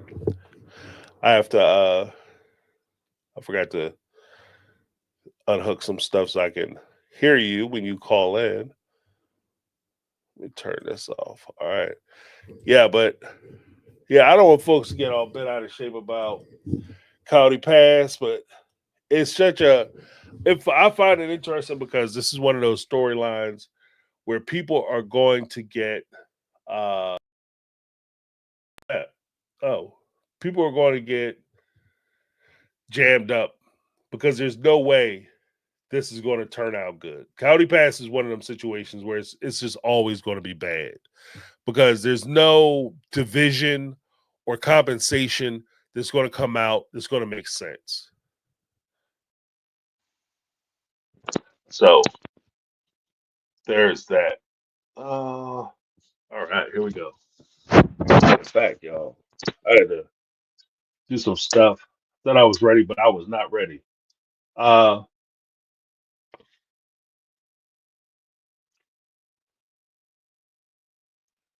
it's why would Robin want to build on County Pass when they just bought a new home?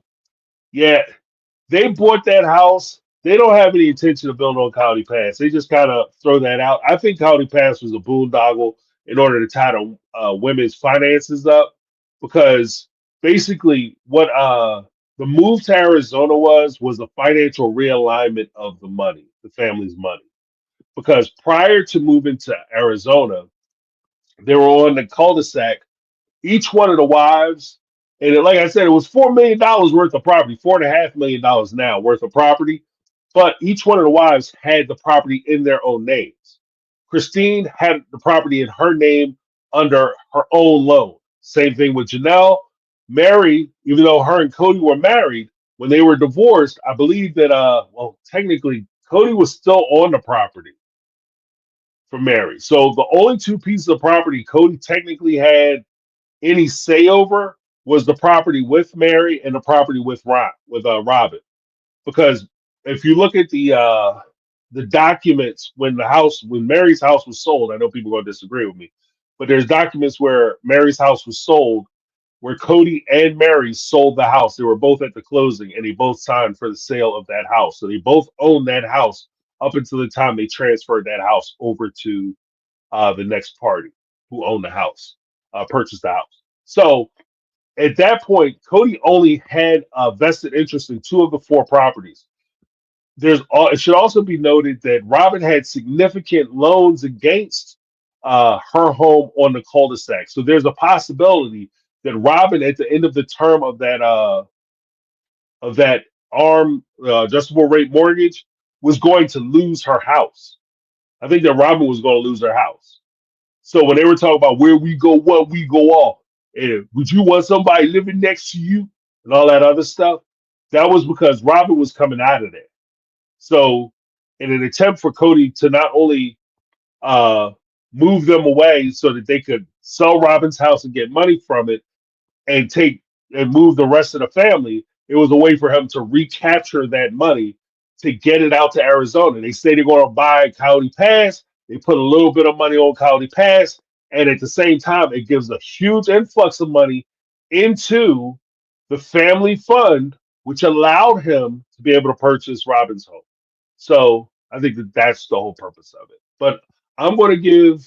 Let me get my clock up. I'm going to have to be a little tight on the time tonight, guys. So make sure if you have a point or you have something you want to say, just jump right to your point. I'll give you a couple points, but I can't go crazy with the time because I'm going to have to get some rest. I'm starting to come out. I'm fighting out of this cold, but I just got to make sure I rest my body. That might be why I'm getting sick too. I don't rest at all, sleep. All right, guys, here we go. I got first up. Let me see. Yeah,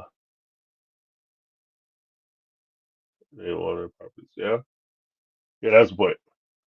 Fifi. He needed them off their own property, and he needed a way to add his name to their properties. Yep. Okay.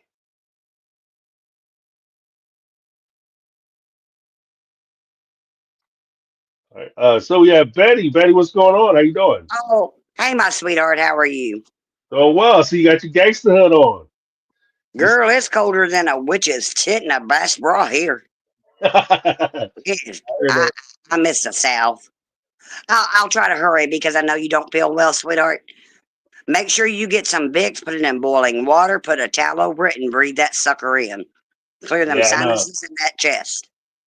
Yeah, I And put know. some Vicks on. Well, no, I know it sounds silly, but put some Vicks on your feet, put some socks on and cover up. Not on your chest, because you can get really sick. Oh, okay. Look, I'm an old Southern woman. I'll try to hurry. My service was interrupted because I'm changing services, so I'm catching up through y'all's talk. But Okay.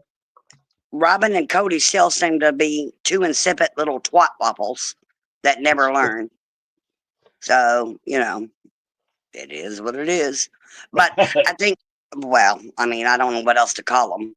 But I guarantee you, even if the show ended, he would still come back and try to figure out a way to control whomever they are, like his Right. wives, children. And it's so sad. My heart breaks for the kids, for Savannah. All they want is to be loved, respected, accepted. We all want that.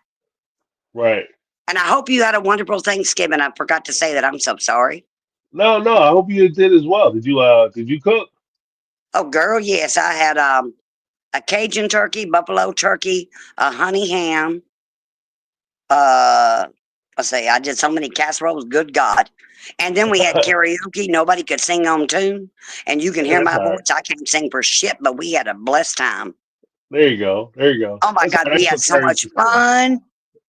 Like nobody sang on tune.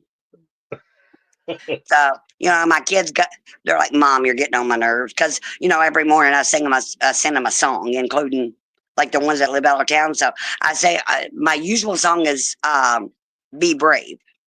Oh, okay. Well, because I want them to be brave. I want them to Right. accept and be brave and to fuck what anybody thinks. Oh, I'm so sorry. I didn't mean to cuss because I know you didn't want me to. No, that's fine. That's fine. Lord, don't send me to hell. But, I mean, like every morning I send depending on the mood.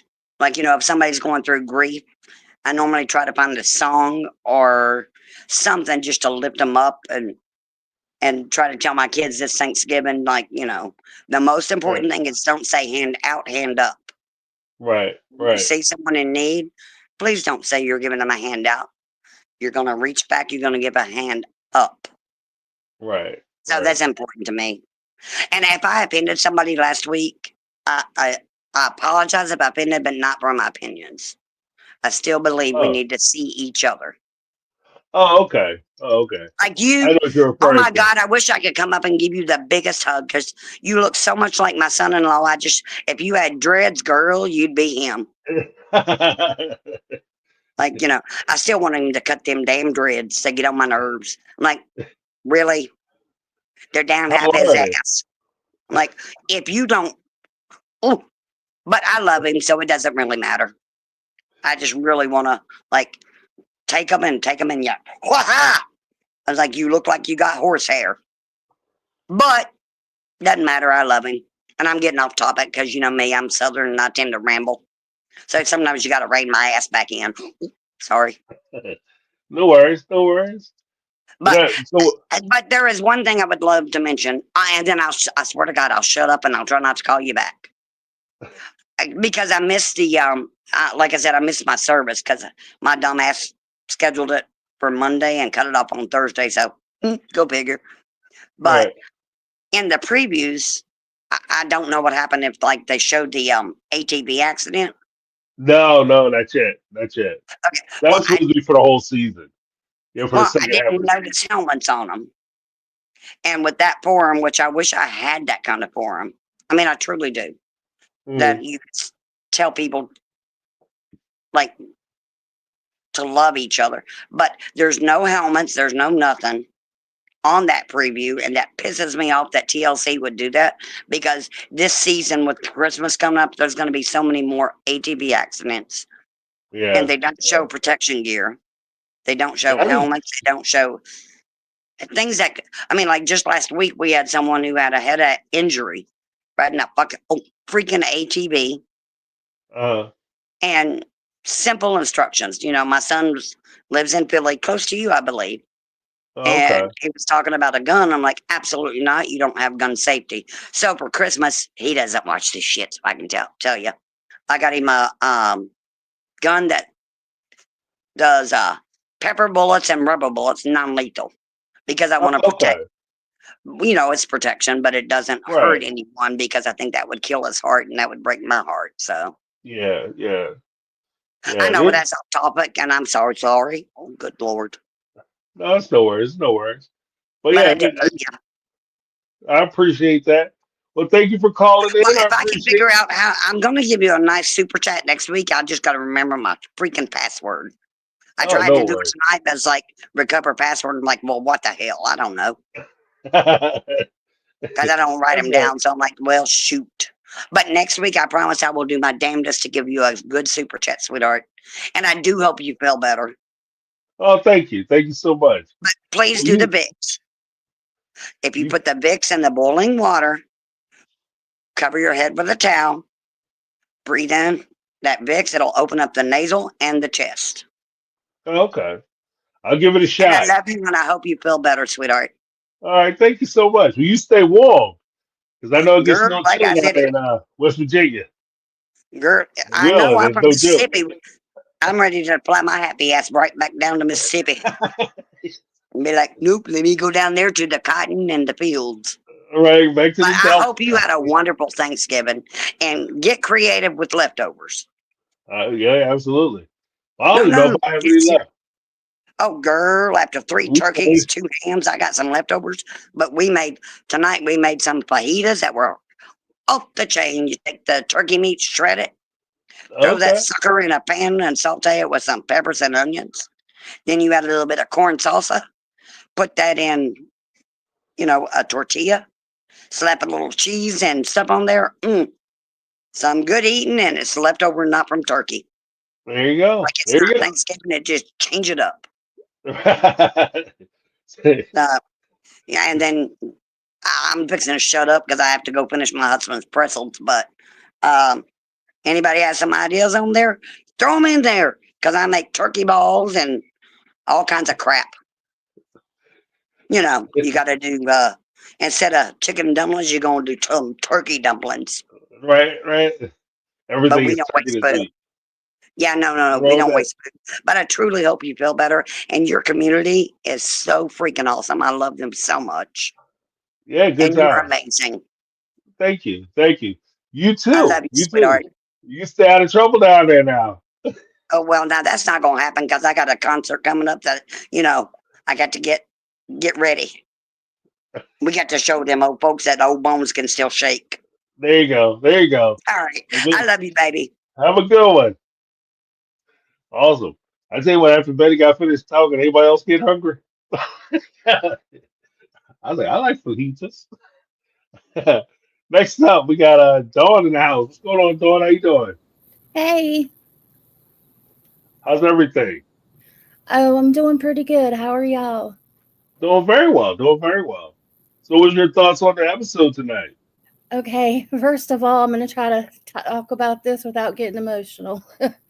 Oh, um, Mary, a lot of people, don't really care for Mary, but I think Mary has been treated like total shit throughout all of the episodes when it comes to Kody and how right. he's basically kind of strung her along, giving her a list of if you do this, if you're better with your sister wives, you know. Uh, And I think now that her and Kody are done, Mary's holding on to a little fragment of hope because, I mean, man, if you look at it, she's been with him since she was real young. right. And in a way, I Yeah, kind of know what 19. she's going through because I've been with my husband since I was 17 years old. Mm, And I'm 47 now. So I couldn't imagine how I can only imagine how Mary feels after putting in that much time and effort and loving somebody and sharing their life, and then all of a sudden, it's just it's gone, you know? And it's just, to me, I think he's been cruel and just horrible to her. hmm And it just seems like he has no feelings for her after all those years. And I think she just doesn't know what to do with herself because she's so used to Kody being in her life that she doesn't know what to do with herself.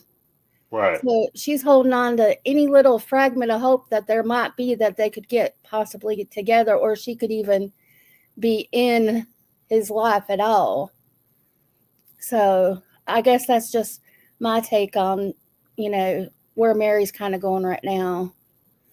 But I hope somehow she can pick up the pieces and go on and have a happy life without him, because, yeah, he's really done her dirty. Yeah, yeah. Well, let me ask you this. Do you think that because I made the statement earlier that I think that Cody leading Mary on the way he did is a disservice to Mary, because you stated earlier, at least, and correct me if I'm wrong. My understanding from what you said is that if Mary had an opportunity, she would go back to Cody because the relationship didn't end the way she thought she was hoping that it would.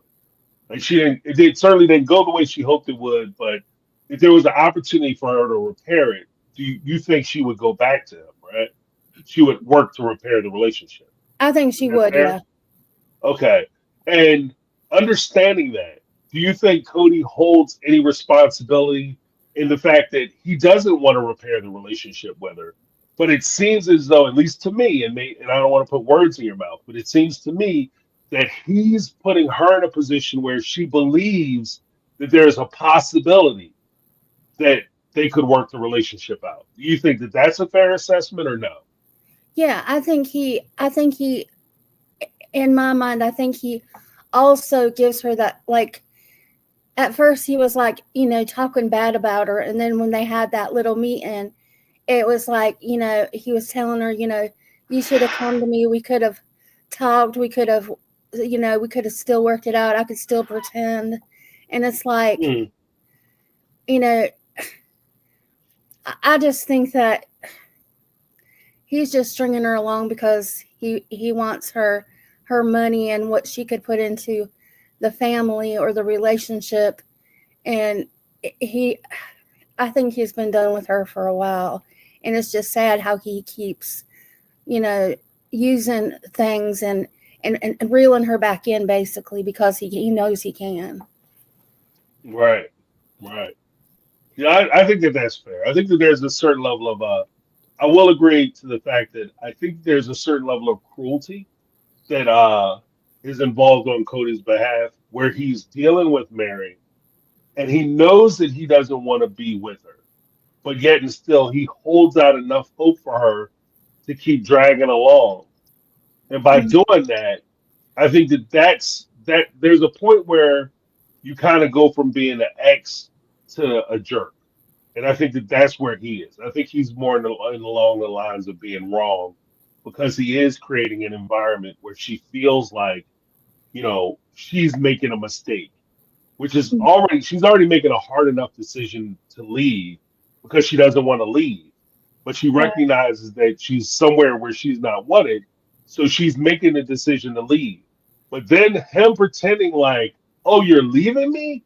Now she's starting to second guess her decision, which is an act of cruelty, because you don't want her to do it. Like, if she turned around and said, you know what, I want to stick in there and I'm just going to hang out and I'm going to just keep showing up to your house and ringing your doorbell every day until you take me back, he'd call the cops on her, because he doesn't want her showing up. So I think that that's a level of cruelty.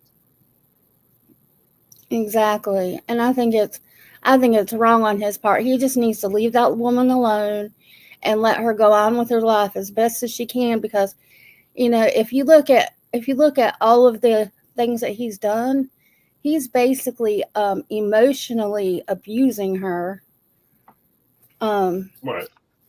with what he's doing. So that's what I have to say about that situation.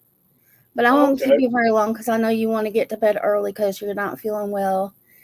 And I hope you had a great Thanksgiving, and I hope you feel better. Yeah, I'm getting stronger. But thank you so much. Good. I appreciate it. You too. Thanks for calling in. Awesome call. Amazing. Next up, we have Kitty in the house. What's going on, Kitty? How you doing? Not too bad. As you can see from the little title that way. Sorry, that. Oh, Jen's big fan. Yeah, I'm Jen's big fan Okay. tonight because actually Oh, well, I was really really happy when Kody left. Like Meri was like, "What the heck was that?" And she's like, "I know, right?" Like that was the weirdest part ever. And I was like, "Oh, thank God, somebody actually told like Meri, like, girl, something's wrong. You should right. check this out." You And crazy self. yeah, check yourself. And I was so happy that Meri actually went to England. I was so jealous when I saw that. I was like, I wanted to go so bad. So like she went for me. So I was like, oh, damn it. But also though too is like this is one of my things that I think that should happen is Jen, Meri, and Janelle should have been talking. And Jen being like us going, let's check those books. Let's go and see what Kody is doing. Right. Because something's fishy here and it's not Meri and it's not Janelle. Right. Right. Yeah, I didn't appreciate that at all when they threw Janelle in their bus. The only thing that makes me nervous about for Janelle is when you start talking about like the family fund, and especially because Cody was running the family fund, Yeah. and it really kind I might actually make a video about it, but it really kind of raised my antennas a little bit that he threw Janelle. Oh, Janelle is the one that's in charge of the family fund. She's running the money, Yeah. and we know that that's not accurate. But the one thing that does have me concerned, where the enforcement comes in, is with what Janelle was doing, which is filing the taxes. Yeah. Because if he was doing tricky stuff with the money and taxes and what they were claiming, and then she took that paperwork in and she signed the paperwork to Mm-hmm. send it off, then Yeah. it's on her. Like Yeah. she becomes liable to it. Like, and Yeah. that's the one thing that makes me nervous. Yeah, see, the thing was though is that Janelle was saying not on the show but on different social media platforms that she was just the one that looked at the paperwork and then had those people that had to get the paperwork signed to sign that and give it to the tax attorney. And another thing, I was kind of really happy that it was that actually got talking was the fact that Meri have said, let's get an appraisal. Let's Mhm. get this going. Like, I want to be appraised and I just want my money out. And it was the Right. same thing with Janelle too. Like Janelle in the earlier of the season of saying, like, let's just get an appraisal. Let's just get this done and over with because I'm done. Right. Right. Yeah, 'cause, I mean, there's no point you doing like that eyeball and stuff where you let Cody divide the land out. He wants to divide the land, Mhm. and you're not sure what part of the land is valuable. And that's basically what they're trying to decide. Like, what is this worth? And what part is worth more? What part is worth less? And Cody made the position, or at least took the position that the tree lined part of the land would be worth more money. But as we've seen, Cody has been consistently cutting down trees out there on his property and Coyote Pass.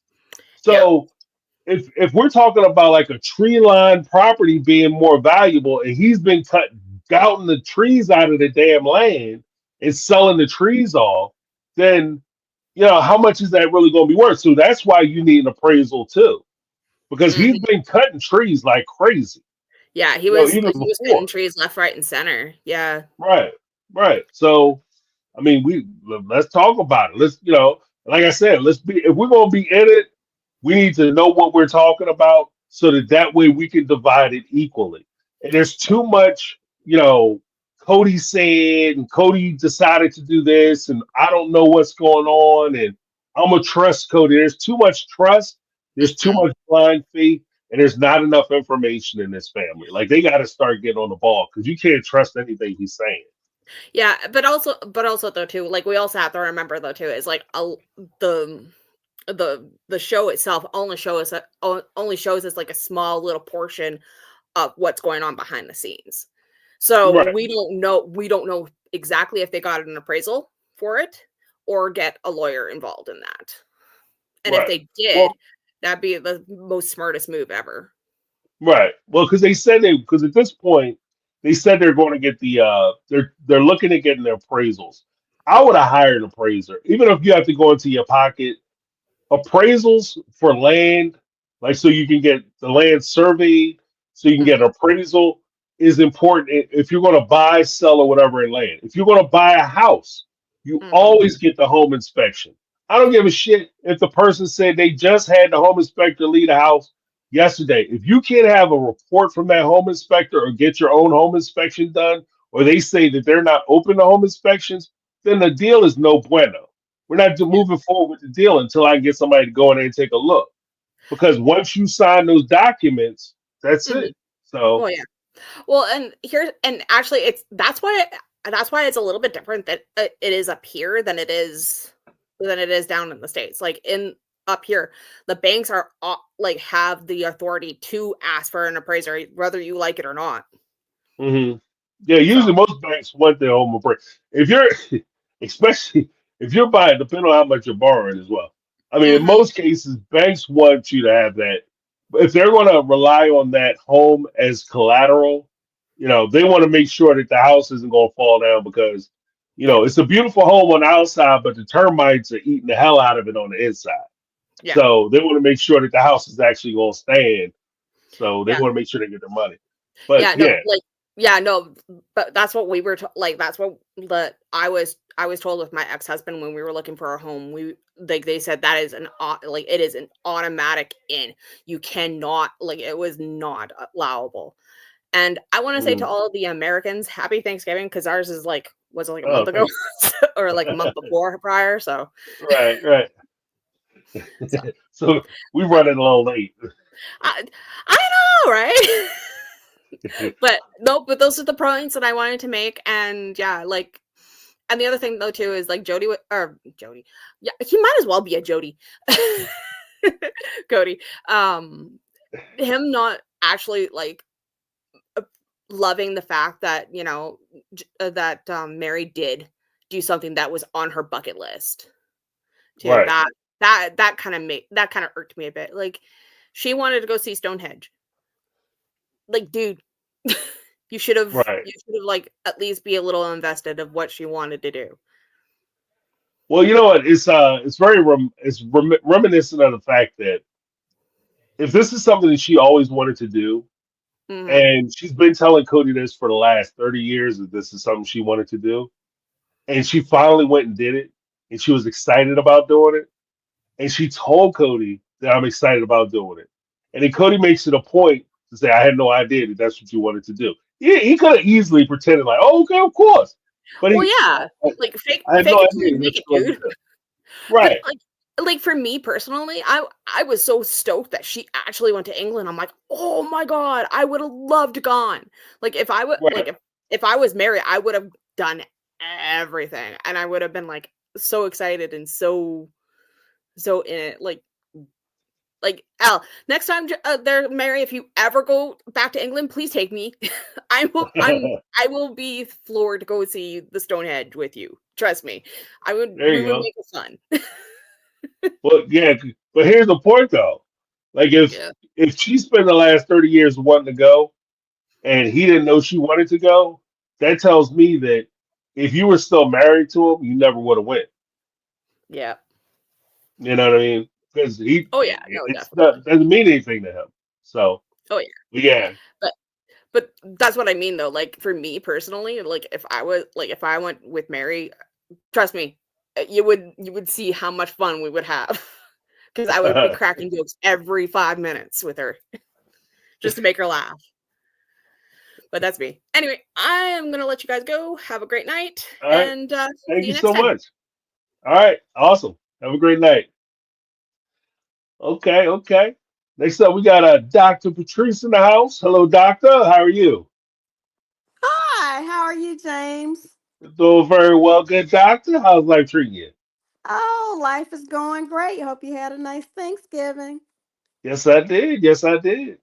Anytime you So wake up is a good day, so I'm good. that's right. That's right. So I just had I enjoyed this um episode tonight. But I just had a couple of I wonders really quick, a Hmm. couple of wows, and a couple of ideas for your next video.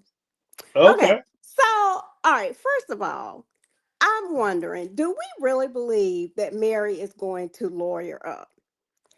I don't believe she is. Um, Okay. my next I wonder is, why did Mary go to London alone?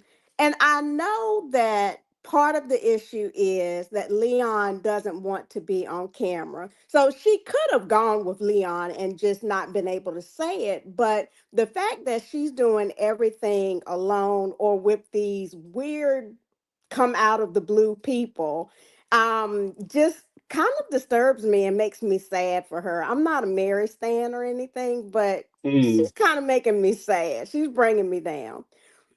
My Okay. other I wonder is, how did Janelle afford to pay off Coyote Pass and still have money left over to buy property with, I call them Caddy, Caleb and Maddie. How does she Right. still have money left over to do that? So those are just some MLM. of my I wonders from tonight. Okay. Well, well, she has money. Both her and Janelle. Well, Janelle. Well, I'll do it this way. In order of who's making more doing what, they're all involved with multi-level marketing businesses. Those network marketing business like Avon and all that. Right, Uh, right. it, Mary is a part of LuLaRoe, which is they make what is it like stockings, leggings, women's clothing, and Buttery soft leggings. right, right, and she's like a diamond member or whatever. So she's making a Hmm. lot of money doing the MLM. She's like one of the upper echelon folks in that company. Yeah, Then you she's a have trainer. Janelle, yeah, and then you have Janelle and Christine who are working for Plexus, and they're making crazy money. So Janelle, I think, is making more money than Christine, but they're making crazy money doing the MLMs, and that's where I think Yeah, money came in because Maddie's actually tied in with Janelle too. And yeah, that's true. But I just go yeah, back to when Janelle was saying, I'm 50, I don't have anything, all my money is tied up in Coyote Pass. And fast forward to now, she's saying, I'm going to pay off Coyote Pass, my part in Coyote Pass, and I'm going to venture. And I live in North Carolina. Not that I know them or anything, but I live in North hmm, Carolina. And okay, I know that she bought 156 acres.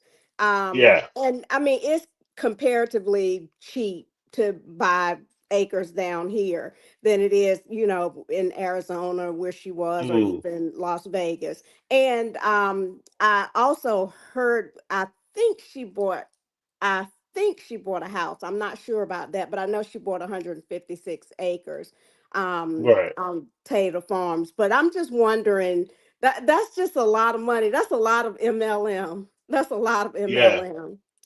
Well, they're also on TV, so they're not like they're. If I join the MLM, I'm going to people's houses. They just have to be on TV, and a lot of people will sign up because they're on TV. So they're Yeah, really because they're more capitalizing like off their fame. affiliates, right? Right, right. So they're Right, capitalizing a lot off of their fame. right. Which I have very strong feelings against a lot of the MLM opportunities Me because it too. screws over a lot of the people who are on the lower echelon, like people who are normal folks. You spend way more money and time away from your family than you should. Yes. You probably do better to get a job. Would you like some fries with that? You'd make more Yeah. money than Well, if you like you did were MLM. saying in one of your videos, most people make like 0%, Right, 0.03 or something like that. So, right, yeah, so definitely they have to be the affiliate level people, and you can be just like Janelle right, right. and I think that's why the MLMs bother me, because it really, I mean, it basically, I don't know. It just bothers me. But yeah, that's a lot of money that she has going around. But I'm going to get down to Tater Farms and I'm going to come back and report for you all what I find out. Okay, okay. You let me know. Let her play it out. Let her play it out. That's right. I will let you know. But my wow was the comment Cody is estranged from 90 to 95% of his kids. Wow. That if we just thought Yeah. about that in regular person's terms, well, regular people don't generally have 15 kids, but wow. That's all that's pretty much all of his kids. Right. Right. That's scary. That's Yeah. scary. I think it's all of them except for maybe one or two of the OG original 13 Yeah. and Robin's kids. Like I think that's Right. all that he associates with. Yeah, Right. that's bad. It's terrible. It's not even Yeah, bad. It's terrible. it It's is terrible. terrible. It's You terrible. know. And I think ideas for next videos. I Okay. was just thinking Cody's seeming obsession with Robin and its destruction of their family. And I know that among the fandom, there's the did Robin destroy the family or did the show destroy the family? Well, I go with Robin, but I'm thinking about listening tonight and I was thinking about whatever she thinks, what she says, and what she feels is his own seems to be his only concern to the and it Mm. was to the detriment of the 3 women and the 13 kids that he already had. So I don't know. I think that would be interesting to do like a deeper dive into that. That's just interesting Okay. to me. If you keep listening to past episodes and everything is about what Robin thinks, what she feels, and just think Right. about because I really that's a big argument, what broke up the family. And I know we can say a lot of different things broke up the family, but if you put those two buckets out there, was it Robin or was it the show? I just say I stand on it has to be Robin because he Mm. seems to be obsessed almost to just it's scary the way he Right. always talks about what she thinks and what she feels and how he and what she says and how he considers that before he makes any move or so he says. But yeah, those are just my thoughts from the episode tonight. But you're doing a great job and I love your community. Oh, thank you so much. I appreciate it. And you Yeah. have a fantastic evening. I appreciate you calling in. All right. I will You talk know. to y'all later. All right. Have a good time down in North Carolina. All right. Tater Farms. There it is. Bye bye. All right. Bye bye.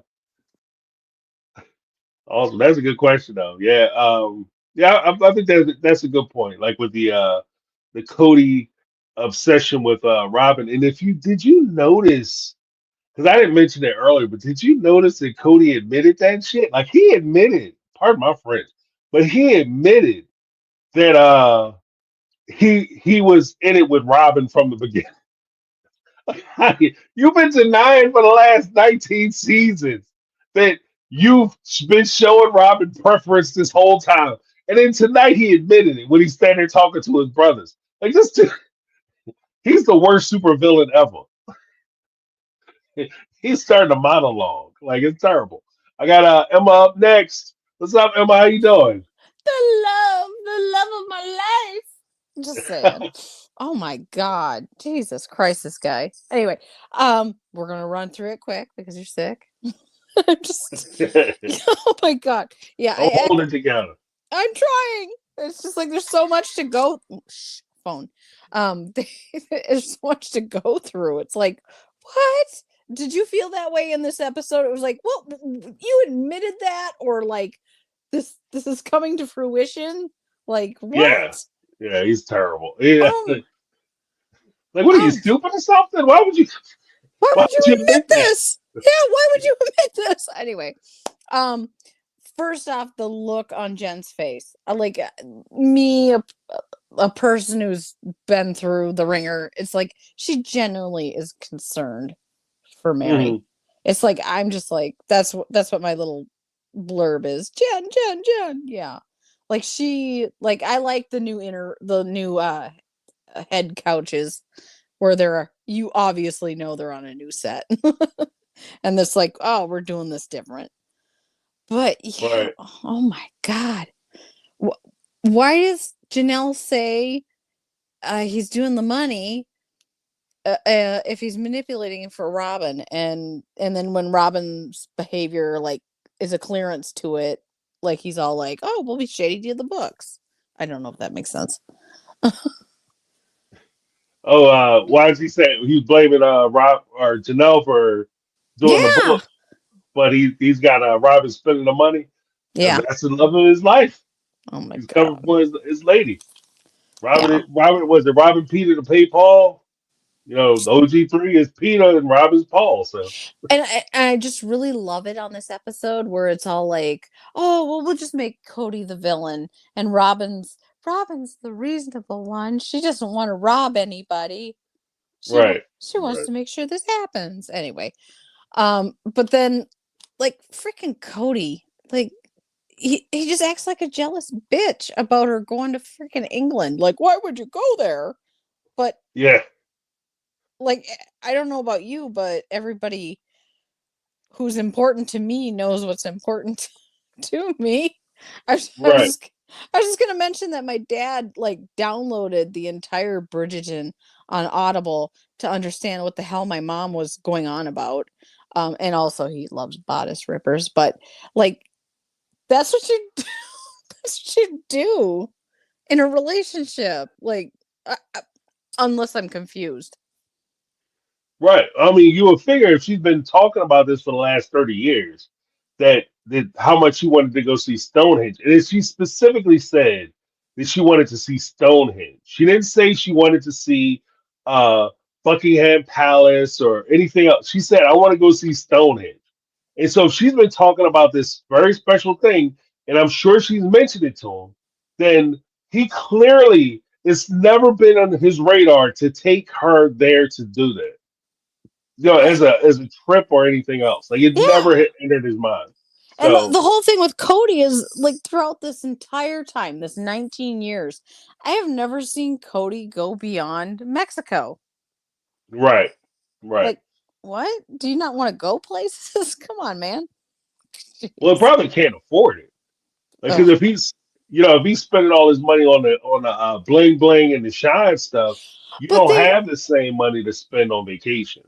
but James, they spent grocery money on Hawaii. Yeah, that's what I mean. But there's a big difference between going to Hawaii and going, especially when you're on the West Coast and Yeah. going to England. You know what I mean? Oh my gosh. Anyway, moving on. Like, did you do this too? I looked away from the TV and then I looked back and I saw his brother Scott and I thought, oh Mm, shit, Kody finally shaved his head. And I'm like, nope, not him. Like, that's that's probably how it would look. that's Cody's future. And he That's just won't. Cody now. Who wears the hairnet? Who wears the hairnet? Besides, I work at Taco Bell. Come on. Anyway, I'm just tired of him trying to be so like uh like, oh, I'm so physiological or not physiological. What's the word I'm looking for? He's trying to be of god damn it, what's the word I'm looking for? He's trying to be like the next thought process, like, oh, these are my words. I'm so Oh, okay. intelligent. Yeah, sorry. Thought leader or whatever. Yeah. It's like, oh my God. Come on, man. Anyway, that's all I got for you. Okay. Well, Sorry. thank you so much for calling in. All right. I always enjoy you, James. Thank you. All right. Make sure you wear your hairnet. Get your hairnet in. So Oh, I'm totally going to ask my friend who works at Taco Bell for a hairnet. yeah, so you be fancy when it's time to go out. You put your hairnet on and I'm you so whip your hair back and fancy. forth. You don't know. Yeah. All right. All right. Have a good night. All right, night. All right. Oh, before I get to Brittany, now Brittany, you up next, Brittany. Um, we have Tiffany Inez. She stated, I started wondering a while back, what was Janelle spent her portion of the money on, and I wonder if she paid for her kids' tuitions and helped with down payments for their homes. Um, I don't know if she helped with down payments. I think that they're responsible for their own kids' education. So especially when they started to break away from Cody and they started to not return phone calls, or they started talking bad about Robin, Cody cut their asses off without a question.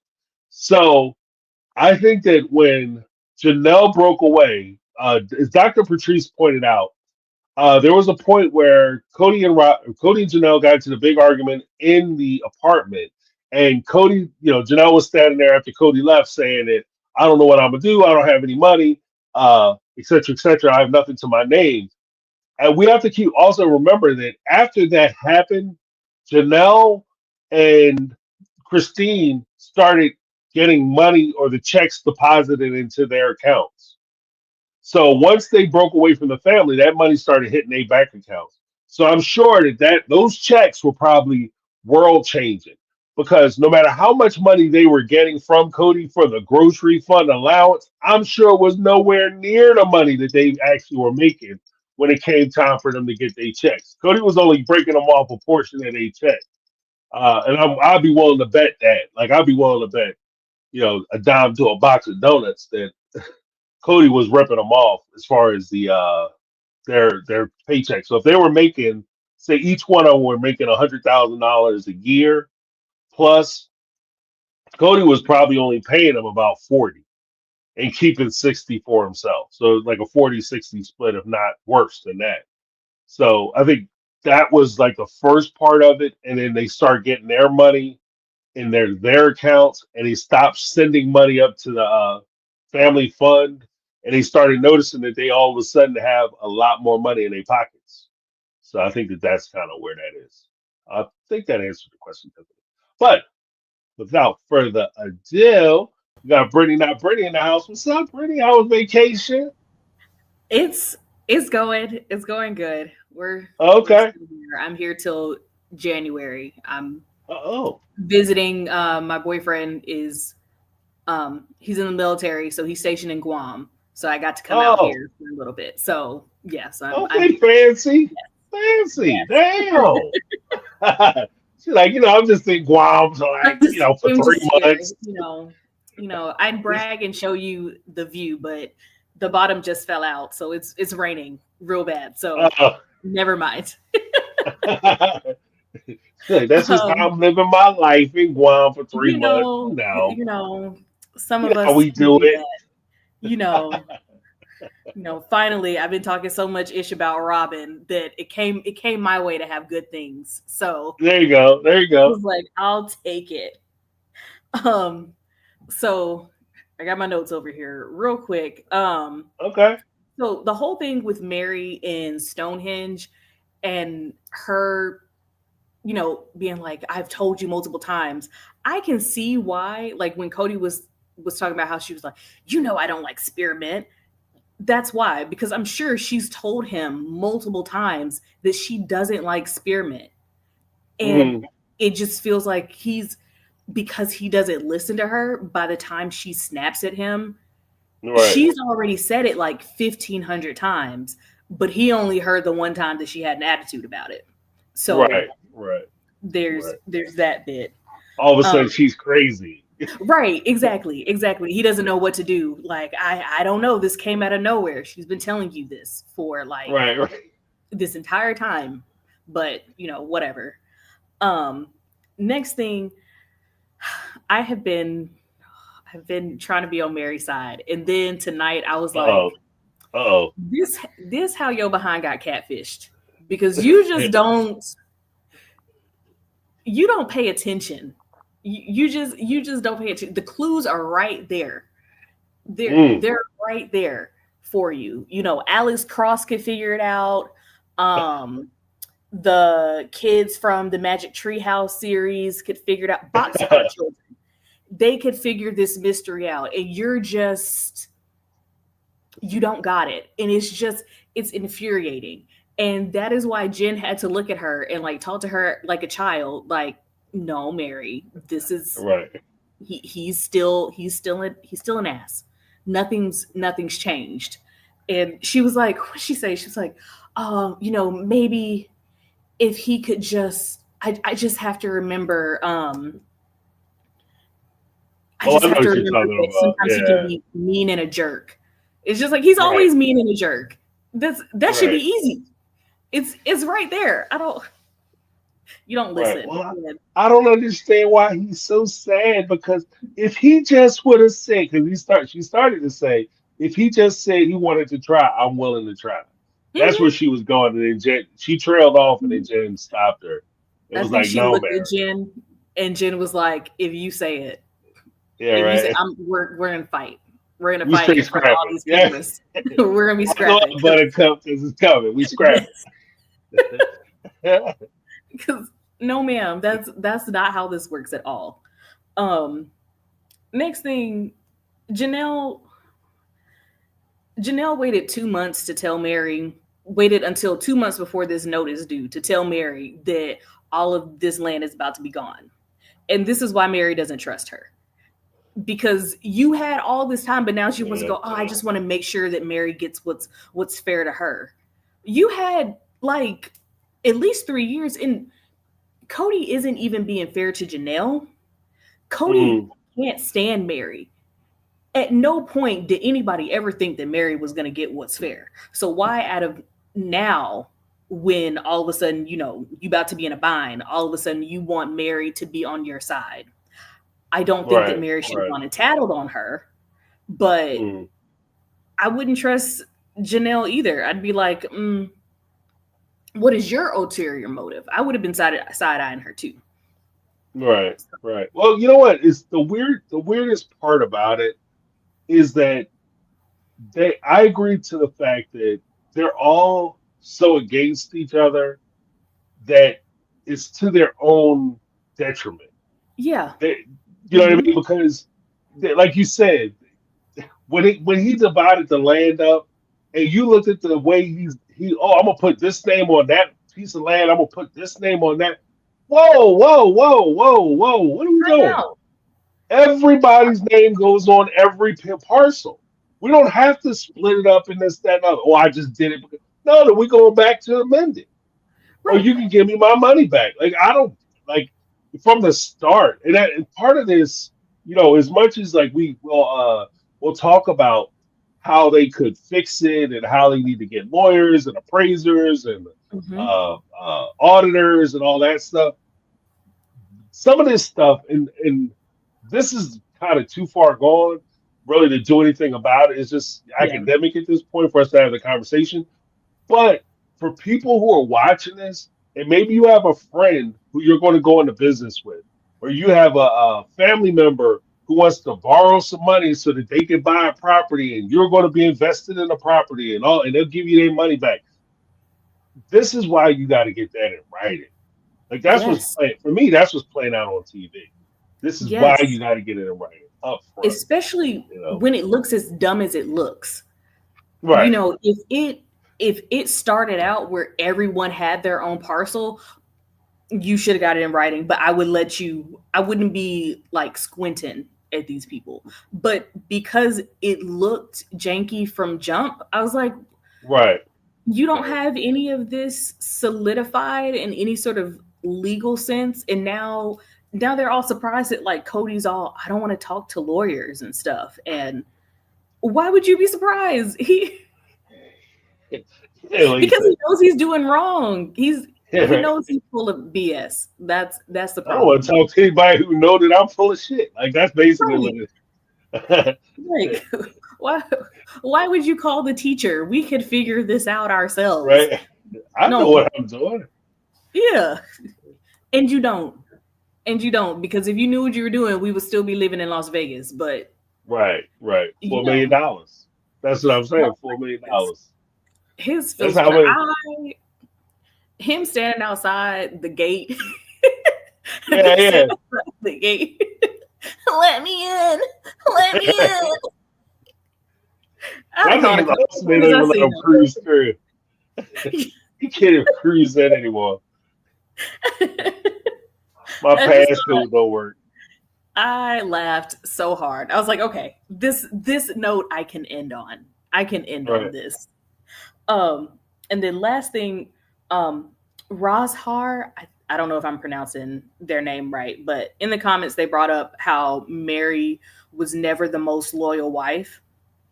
And they brought up like the whole catfishing situation. And I really want to know, because Kody gave her that Fidelis necklace. Did he give her that while she was dealing with the catfish? And if so, I feel like he low-key knew and he was like being funny with her. Right. Like now I want to go back and like look at the timeline, because he's like, wow, you know, my man said, yeah, there's a theory, a fan theory that things. Well, I'll say this: there's a lot of coincidences surrounding the catfish. For instance, one of Robin's friends had verified to Meri that the catfish was a real person and was real.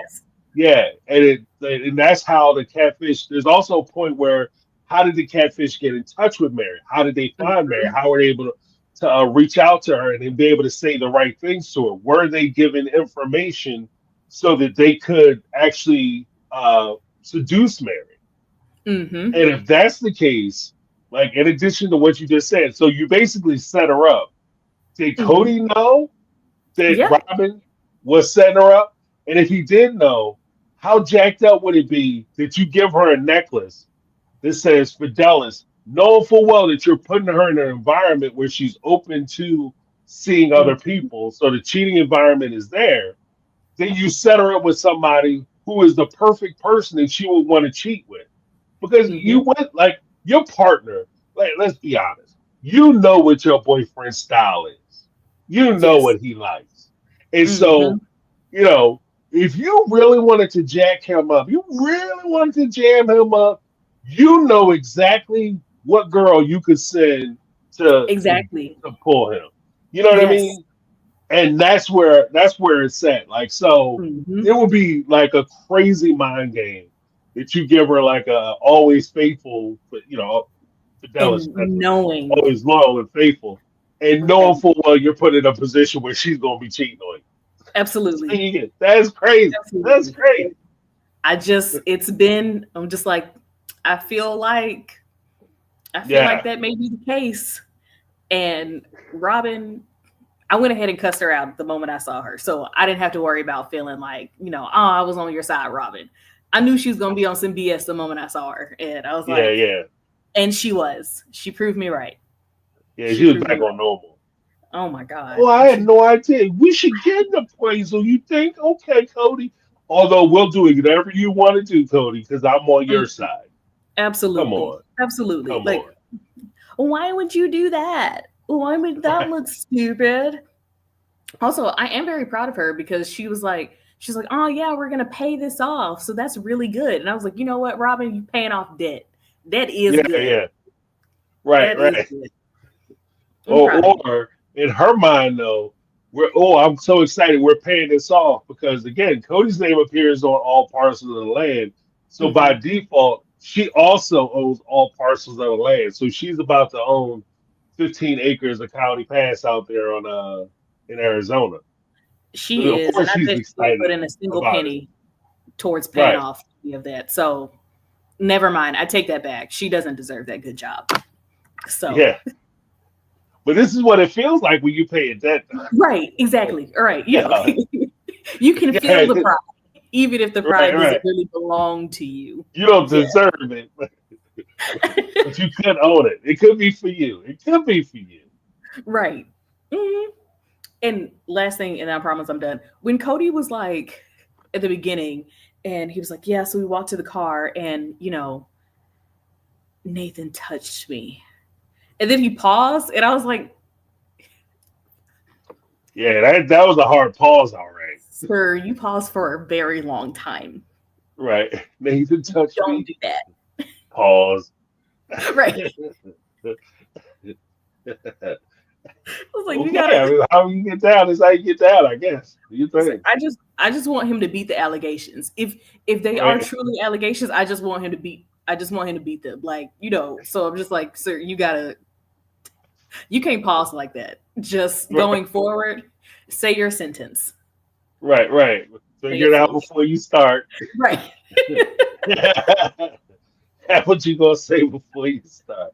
Because it's Like, starting to sir, look kind of suspect. Yeah. this is a family show. Calm down. Right. Okay. Well, I mean, it's confirming for a lot of folks. There's people with suspicions. Yes. So the suspicions and allegations. That's all I'm gonna say.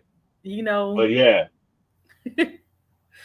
But yes, that was all I had. So Okay. yes. Well, you make sure you stay safe out there in Guam. You have a good time. Enjoy your company and stuff. Yes. You know? I say, is it daytime out there? It is daytime. It is. Lord, what time is it? It is 4:30 p.m. Monday. Oh, wow. Okay. Mhm. You living the life. Yes. Well, you got a future. All right, future you. Yes. That's why I'm coming with so many, thoughts, because I watched this part earlier, so I just cheated. That's all. Well, can you tell me what? I tell you what, call me and let me know what the numbers are. Okay. And I'll split that with you. Yeah, I mean, we'll both be in Guam. Right? I could for sure tell you that if you do Betty's Vicks tip that she gave you, you'll be feeling better. That much I can tell you. Yes. I just gotta go to the supermarket. I gotta get some. I'm down to try anything. I'm just at that point now. Yeah. That and a hot dog. Yeah. Right, because you can't be sick if you in a coma. Right. There you go. That's the rules, right? That's probably some kind of medical journal somewhere. But yes, I will let you go so you can get some rest. All Hope right. you feel better. Thank you so much. You have a great night. I'll see you, or a great afternoon. Right. Teacher Brittany. See you later. Bye. Awesome. Brittany in the house. All right, next up we have Joyce. What's going on, Joyce? Hey, James, can you hear me? Yes, I can. Okay. Oh, I've been listening all night and just saying, I'm not going to call. But I can't help it. I got to answer some of these questions. Meri, I loved her. Day one, I loved Meri. As a first wife done wrong, I loved Meri. Started watching the show from the very beginning. I thought it was going to be about the wives getting together and the kids because the husband's off working all day to support all these wives and kids. Okay. So then it was the Kody show. Okay. So I started following Meri on LuLaRoe. I did the live chats with her when she was trying to decide if she wanted to lot in the trees or not. Meri is spoiled rotten. Meri has a temper. If you did something wrong on the sales calls, we were adults and she would go off on us. So I understand the kids having issues because when you got a strong parent like that. But I love Meri, or I did. But just all this drama and watching her today, wanting to go along with Kody and wanting to take Kody back, and it's like she would take him back in a heartbeat. She would. Yeah. Sorry to say, she would. Love Christine. So happy for her. Love seeing the relationship because I'm looking for the red flags on David. So yeah, I know they got married and everything, but we still see the red flags. So that's why I enjoy that they are showing the relationship. The way she is with the kids, yeah, she could be a little nicer when she comments about this is my life. But like notes to self, I follow her. I just started following her. And she said the way these ladies were raised, that they had to give in to the husband, that they had to give in to the kids. that she's enjoying watching Christine finally getting in her own. So, yeah, notes to self. Her mother is married to the prophet, the current prophet. She loves your show. Her mom Oh, follows your okay. show, and her mom just thinks you're the greatest. She loves watching your show every night. So I just Oh, think it'd be great if you guys hooked up, because that would be a great show, because she grew up with Meri and Christine. We're friends with them. And her husband, her current husband, is grew up best friends with one of Robin's brothers from the other mother. And so he's still in contact with that brother. They're still friends. And when they watched the first episode and saw Robin come on, her husband said, "Oh, this poor family." the for it, He huh? he he tries to curb himself on each live that they do, but oh, Mm. you can tell he is biting his tongue about Robin. Everything Robin does or says, oh, he just bites his tongue. Oh, wow. What is the do you know their address or email or whatever? I was trying to figure out how to get in touch with them. Yeah, because they keep saying, "Yeah, have James call me," and you're saying, "Oh, have them call me." And it's Yeah, like, yeah, yeah. come on, guys. I don't know how. I just started following him like a couple of weeks ago, and so I don't I'm not a computer person, so I'm not good That's all about right. it. I'll track them down. We're gonna track them down. We're gonna link up somehow. Yeah, We'll get it yeah. together. Because I'm But interested. I've seen them around. I've seen them a few times. I'm actually subscribed. I think I'm subscribed to their channel. I just gotta maybe I'll hit them up on their in the comments on one of their videos. yeah, But I we'll saw figure it him out. on. Yeah, the young couple that he used to be in Warren Jeff's bunch, and she Yeah, was. Yeah, I saw him on their show. That's how I found him and started following them. So they're a hilarious couple too. I just love watching them. yeah. Growing up polygamy. Yeah, yeah. Yeah. Um, Also on the family money. Hmm. Meri has said it in the past, and Janelle has said it in the past. Once the other wives started making their own money to support themselves, they stopped taking the family budget money. Oh, okay. So that's why I get upset about the money deal, because to me, Meri, Christine, and Janelle have been supporting themselves for years, and Robin and Cody's been Ooh, spending the family money. right, right. That's even worse. Yes. That's even worse. Could you imagine? Because you're putting Yes. into the family account, like, okay, well, we got retirement, yo. We got, you know, Yeah. I don't have to work myself to death because I know we have this huge nest egg that's just sitting there waiting for us. Come to find out, your huge nest egg is hanging on Robin's walls Yes. and Yes. sitting in a parking lot and Yes. wasted vehicles and stuff. Oh, I'll be so mad. Well, and back with the Vegas homes, when Robin made a settlement on her debt with the lawyer and the financial planner and all that, when she made settlements, they used Janelle's 401k, what she still had left from her 401k from Utah move, to pay Right, off Robin's agreement on the debts. right, right, right, Well, then when Christine moved to Flagstaff and used family money to make her down payment, as soon as her Vegas home sold, she paid that family money back. right, right. So when did Robin ever pay any of the family money back? Didn't have to because she Yeah, was smart with her money. yeah. Remember when she said that? I'm smart with my. When I was younger, I used to be bad with money, but when I got older, I learned how to budget Oh, really, really well. And I the budget is just fumed. basically I spend their money. I fumed when she said that. And my theory on Cody and his relationship with the wives and why the wives couldn't get along, I think behind the scenes that he played them off each other because he didn't Hmm. want them getting along, because he didn't want them talking to each other, finding out that it was him playing games with them. Right. The whole deal when I did the chat with Mary when the episodes were airing, and she did live chats. And we were all on the chat saying, Mary, he's using you, this whole deal. Do you want a house in the trees? During those episodes, Mary got so upset with us because she's like, you guys, you're telling me to leave my husband. You're telling me that he's no good, that he's just using me. You don't understand. This is just entertainment. It's TV. This is not real life. And we're like, well, wait a minute. We're watching reality. She's like, it's TV.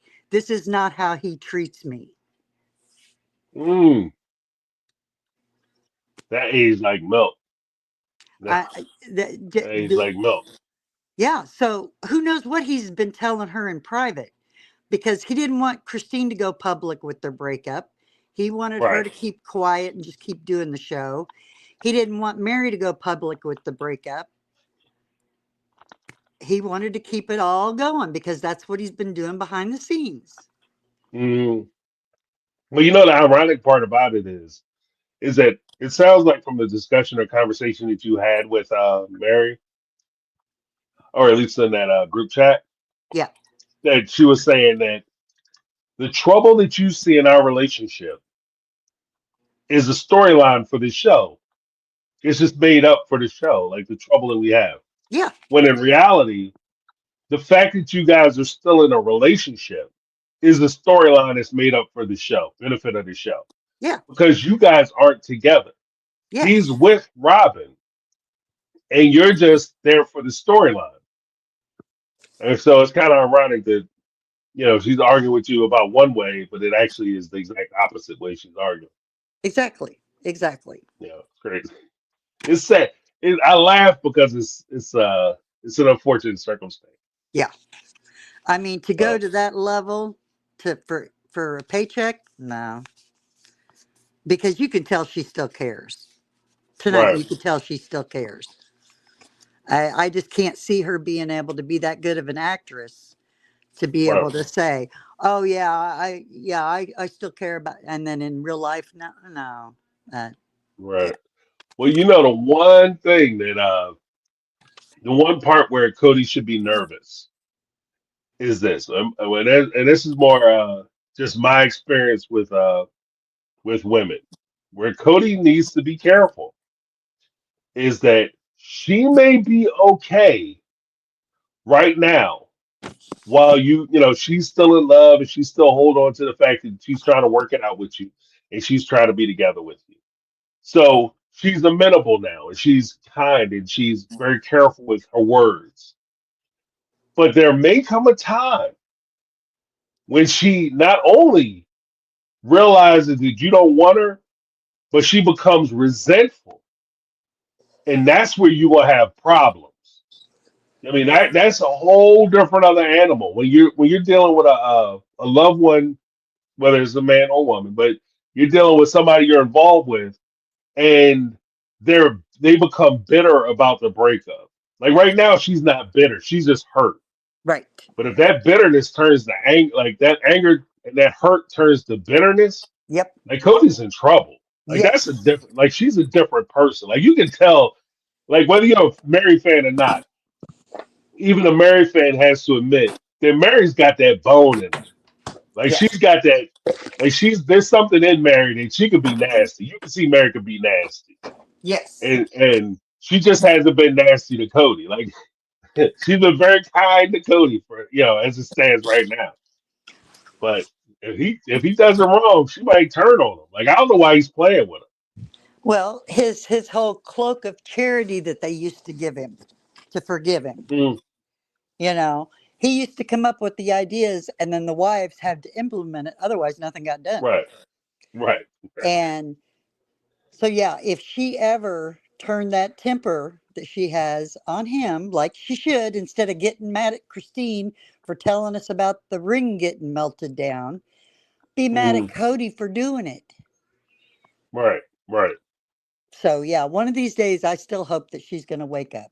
Because I think she's a nice person, but yeah, I think she's got a temper. And I think if she ever I think these ladies, if they join together and realize that they're not fighting against each other anymore, we could see that's what we all want to see.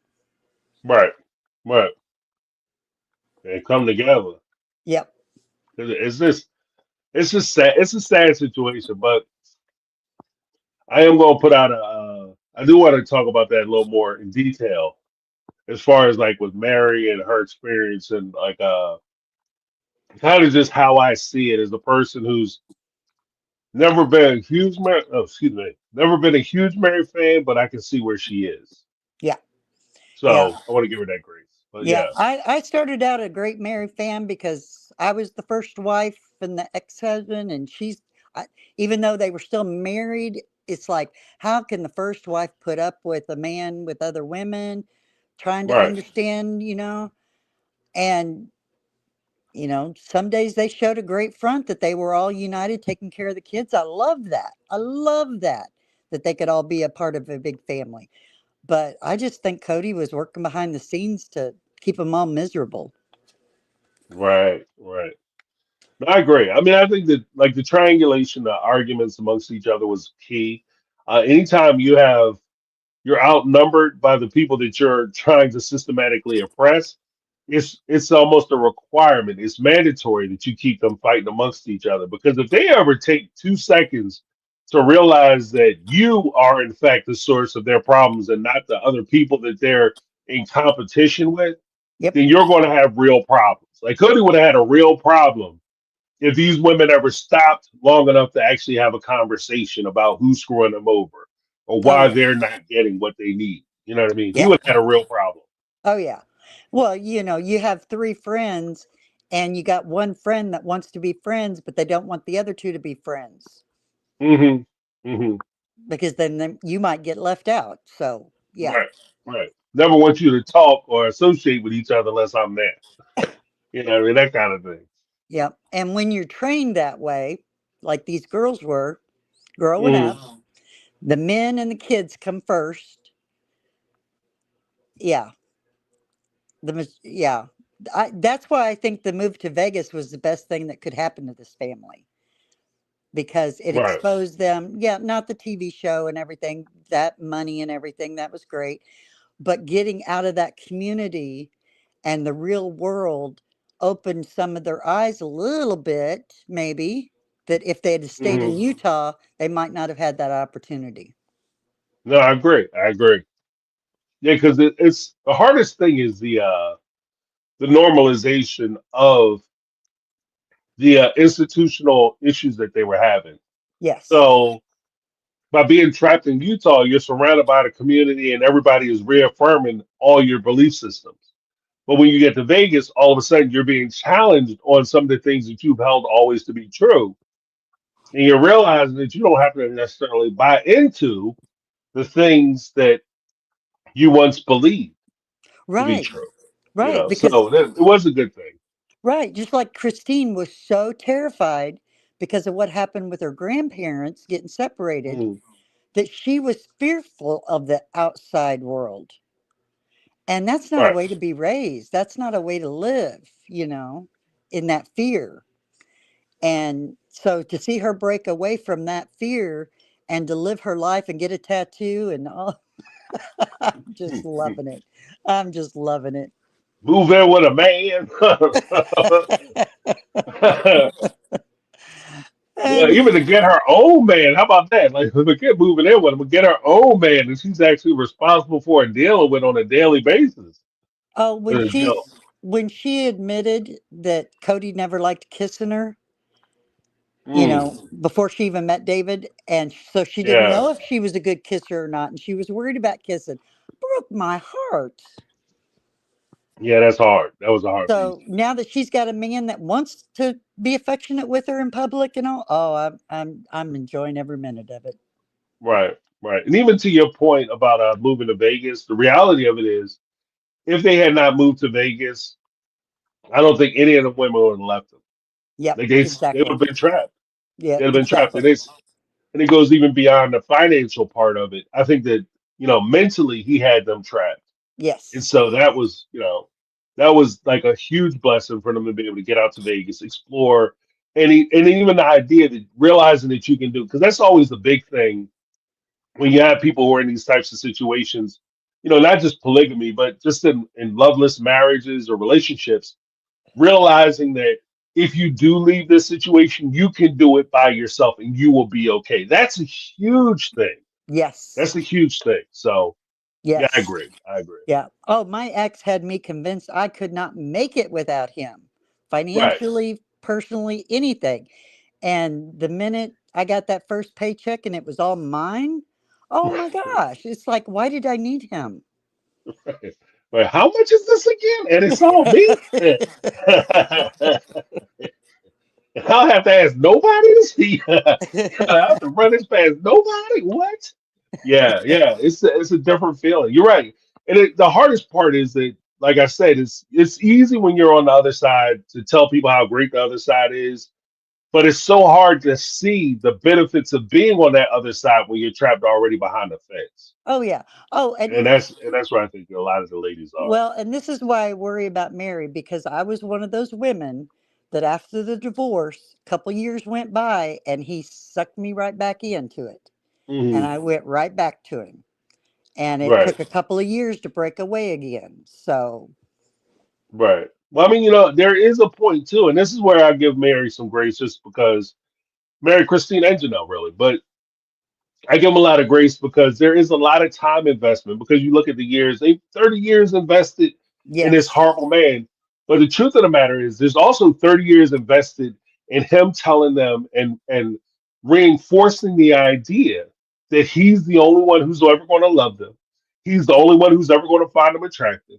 He's the only one that's ever going to provide for them. If they do leave him, then they're never going to find somebody out there who's going to treat them better than he does. And if they do find somebody, it's just going to be the same thing that they already have. So they might as well stay where they are. And you have That's 30 years of that mentality. You know, and the catfish, because the right, catfish proved Cody's point. right, exactly, exactly. You think you're going to leave Yeah, me for somebody better? Look what you ended up with. right. So, And that person wasn't even real because that person doesn't exactly. exist. Because nobody's going to Exactly. want to.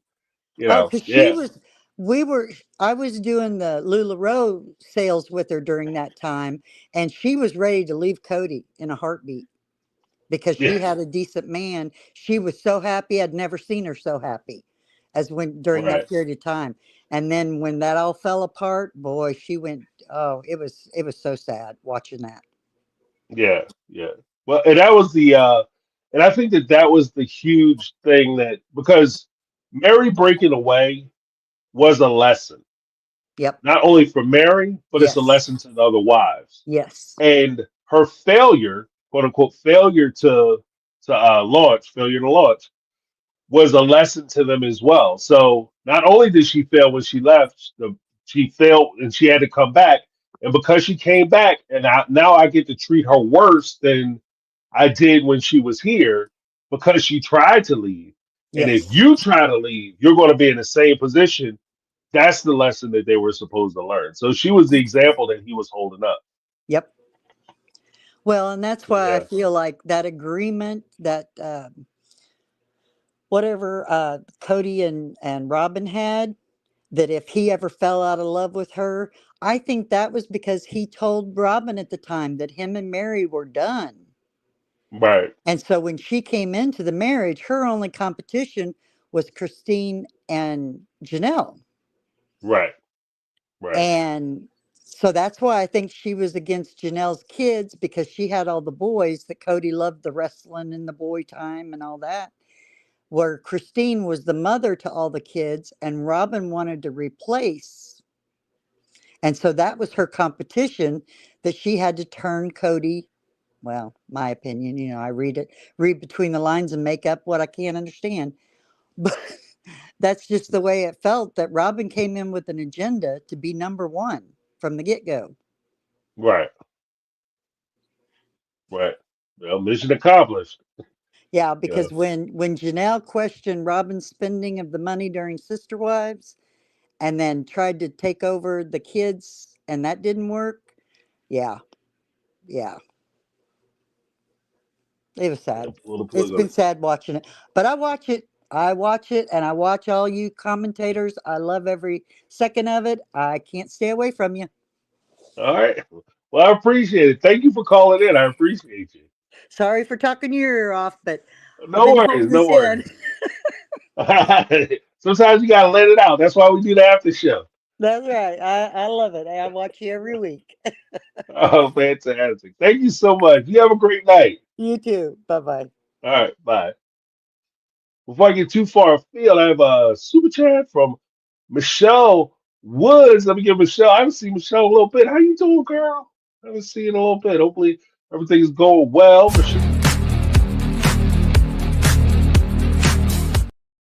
Ladies and gentlemen, Michelle Woods. Oh, Michelle with the 1999 super chat. Thank you so much. During the planning of Savannah's graduation party, Christine sent notices and steps instructions to the children on a flash mob. No one wanted to do it. Did Christine think the children are grown and they have options now? Here's what we're doing. The flash mob. You know what? It's funny you say that because yeah, right. She should have maybe they didn't like the dance. Hey, that's do you think that's what it is? Let me know if you think that's what it is, Tiger. Maybe she said the dance off like I'm not doing a funky chicken. Damn that. But it's interesting because if you remember during Christine's wedding special, during the reception or whatever, they did a flash mob for her. So apparently, at some point, I guess they said she was really excited or maybe depressed because they didn't do the flash mob for Savannah. That they actually turned around and gave Christine the flash mob that she always wanted, like the flash, because she even said it during the talking head couch interview. Like that was a flash dance, flash mob. She was so excited about it. But yeah, do you think you have a choice? You'll be doing flash dances for me. So she said, could you imagine? No, we're not doing no flash dance. I don't want to do the fucking chicken. I'm not doing the electric slide, hobo style, you know. But yeah, thank you so much, Michelle, in the house. We give Michelle a little something, something. Hopefully everything's going well, Michelle. Awesomeness. She sent them instructions. Oh, you think you have a choice? Could you imagine getting cussed out by your mama because you didn't do a flash dance? Kathy Mosley, $2 super chat. Pineapple juice is a natural cough suppressant. Thank you so much for that. And I do like pineapple, so yeah, I might be getting one of those. I might have to go get some Vicks and some pineapple juice tomorrow. So we're gonna hit this bad boy on all fronts. Vicks, pineapple juice, and I'm gonna do a hot toddy. I might have to get some maybe right after the sister lives tomorrow. I might have to start pounding some hot toddies. And either way, we gonna be feeling better. One way or another. And I'm gonna dance like this. Give Kathy Mosley. That's gonna be me after them hot toddies. Thank you so much, Kathy. Next up, we have Alex Smith. What's going on, Alex? How you doing? Good. How are you doing, James? Doing very well. Doing very well. What's Another on your good thing for mind? you. Another good thing for you to get is some elderberry. Elderberry juice. You know what? I thought I had some downstairs. I didn't have any of that though. I'm looking at that Immunity. shit. Get your immune system back up there. Pounding that I'm vitamin telling C you. and them vitamins. Yeah, I know. Well, I gotta start taking better care of myself. I just can't help myself. Every time Robin opens her mouth, I'm getting to the point where I just want to shove a sock down her throat. Like I'm just at that point. She's not your favorite character anymore. She's not the one. She's never been my favorite, James, from day one. From day one, I said, this is going to be a problem. Her. She's going to be a problem. And I was right. Right. I called it from the very first episode they ever did that one's a problem. Yeah. because here's how and I like to say it this way, on the all honesty, James, she knew how to scam the family. Hmm. No, I believe it. I believe it. I think she did such a good job. I had always kind of held as my private conspiracy theory that Mary or Cody and Robin knew each other before Robin introduced herself to Mary. Like I Mm-hmm. think that Cody and Robin had already talked about like the family. He talked about how to romance getting good with Mary, and then he was going to use Mary to introduce Robin to the family, and she was going to be to blame because even as you saw tonight, not to take too much of your thunder, I apologize, and I'm going to turn it back to you. But even as you saw it tonight, Cody doesn't take responsibility for anything that goes on in the family. He always shifts blame to somebody else. So there's nothing in me to make me think that Cody wouldn't shift blame to Mary as to why Robin came into the family, as opposed to saying that she came into the family because this is a woman that I met. I wanted to introduce her to Mary, and then from there we introduced her to the rest of the family. So and she blew up the rest of the family. But It's always a blame game with Cody. Oh, right, because I like to go back and watch episodes to throw things together and piece things together. And, one of the things that I found very, very interesting was before she had Solomon, she hmm was not letting anybody know the gender of the baby. She was being very secretive, being yeah, very hush hush. When you're, I'm sorry, but I know people who have lived this successfully for 25, 30 years. right, And they said there's no way that my sister wife would hide that information from me. My sister wife would be the first one knocking on my door being like, oh, hey, it's a boy and let's celebrate. And like, so that makes me think that they hide a lot of things from a lot of people. right. And if you're hiding the gender of your baby, what else are you hiding? Right, right. And that was one of the big things that I always held with this was the idea of like the House of Secrets. When Robin came into the family from season 1, episode 2, it seems like there was always something that was going on that the other wives weren't privy to. Like from Cody going out to Robin's house basically by himself. Mhm. Like even if you take, like, let's be honest, even if you take your child with you to go babysit her kids, you guys are dropping your kids off to go watch her kids while the two of you go off somewhere by yourself and spend hours alone. Yep. And as long as you ride along in that what they call what they used to call it, the 4-wheel motel. Yeah. Yeah, you know what I mean? Like there's always a place that you go. Maybe you hit the green leaf out there at the park. Like there's always a place that you could go and spend time with each other.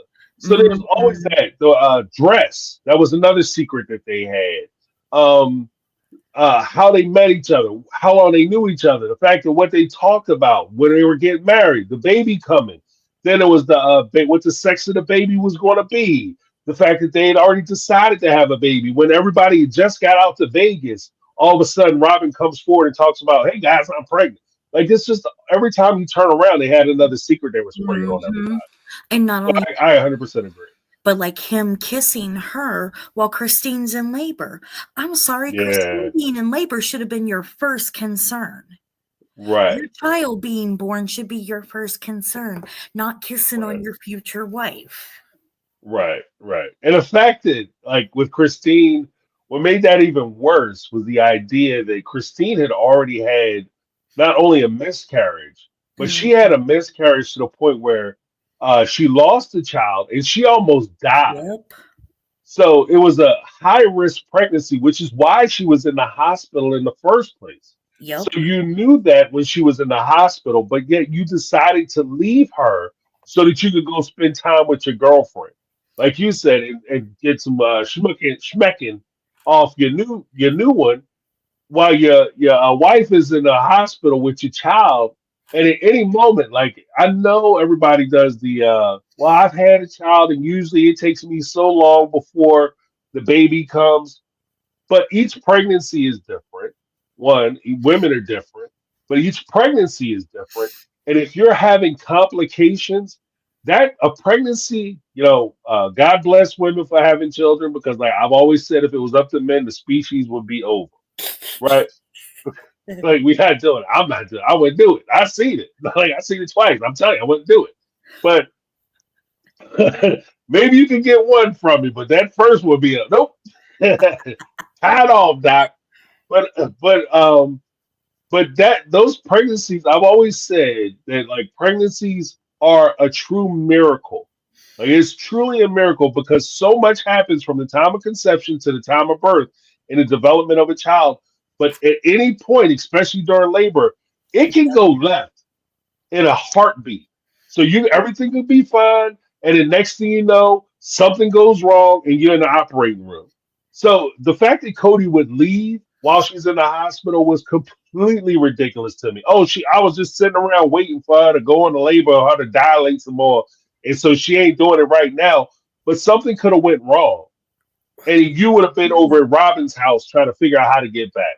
And Right. that's if they can get in touch with you. It's crazy. Right, and that's the thing. That's what it boils down to for me is it's the scam. Mhm. Kody and Robin pulled the scam on the entire family. And then he gets upset when people call him out on his BS. Oh, well, it's not my fault. Yeah, it is, dude. Yeah, it is. Yeah. You know, you want to sit here and be like, oh, I'm not going to talk about Madison. Why? Because she's right. That's Right. what it boils down to is that she's right and she's not sugarcoating it and playing oh, well, let me just put a little pamper in Cody's diaper. Right. Right. But that and the fact that she'll tell the truth, and now she has a platform, so you might want to stay out of her way anyway. Right. Give Right. her a broad berth. Because I don't know if Kody could handle what would come down the pipe, honestly. Right. And then like I don't understand the callousness. I just don't. Like, he's lucky. He's very lucky. One of those grown boys hasn't bowed up and put him on the ground. Because I know Right. that, like, if somebody was talking about my mama that way, my brothers would knock their dick in the dirt, so to speak. Right. Right.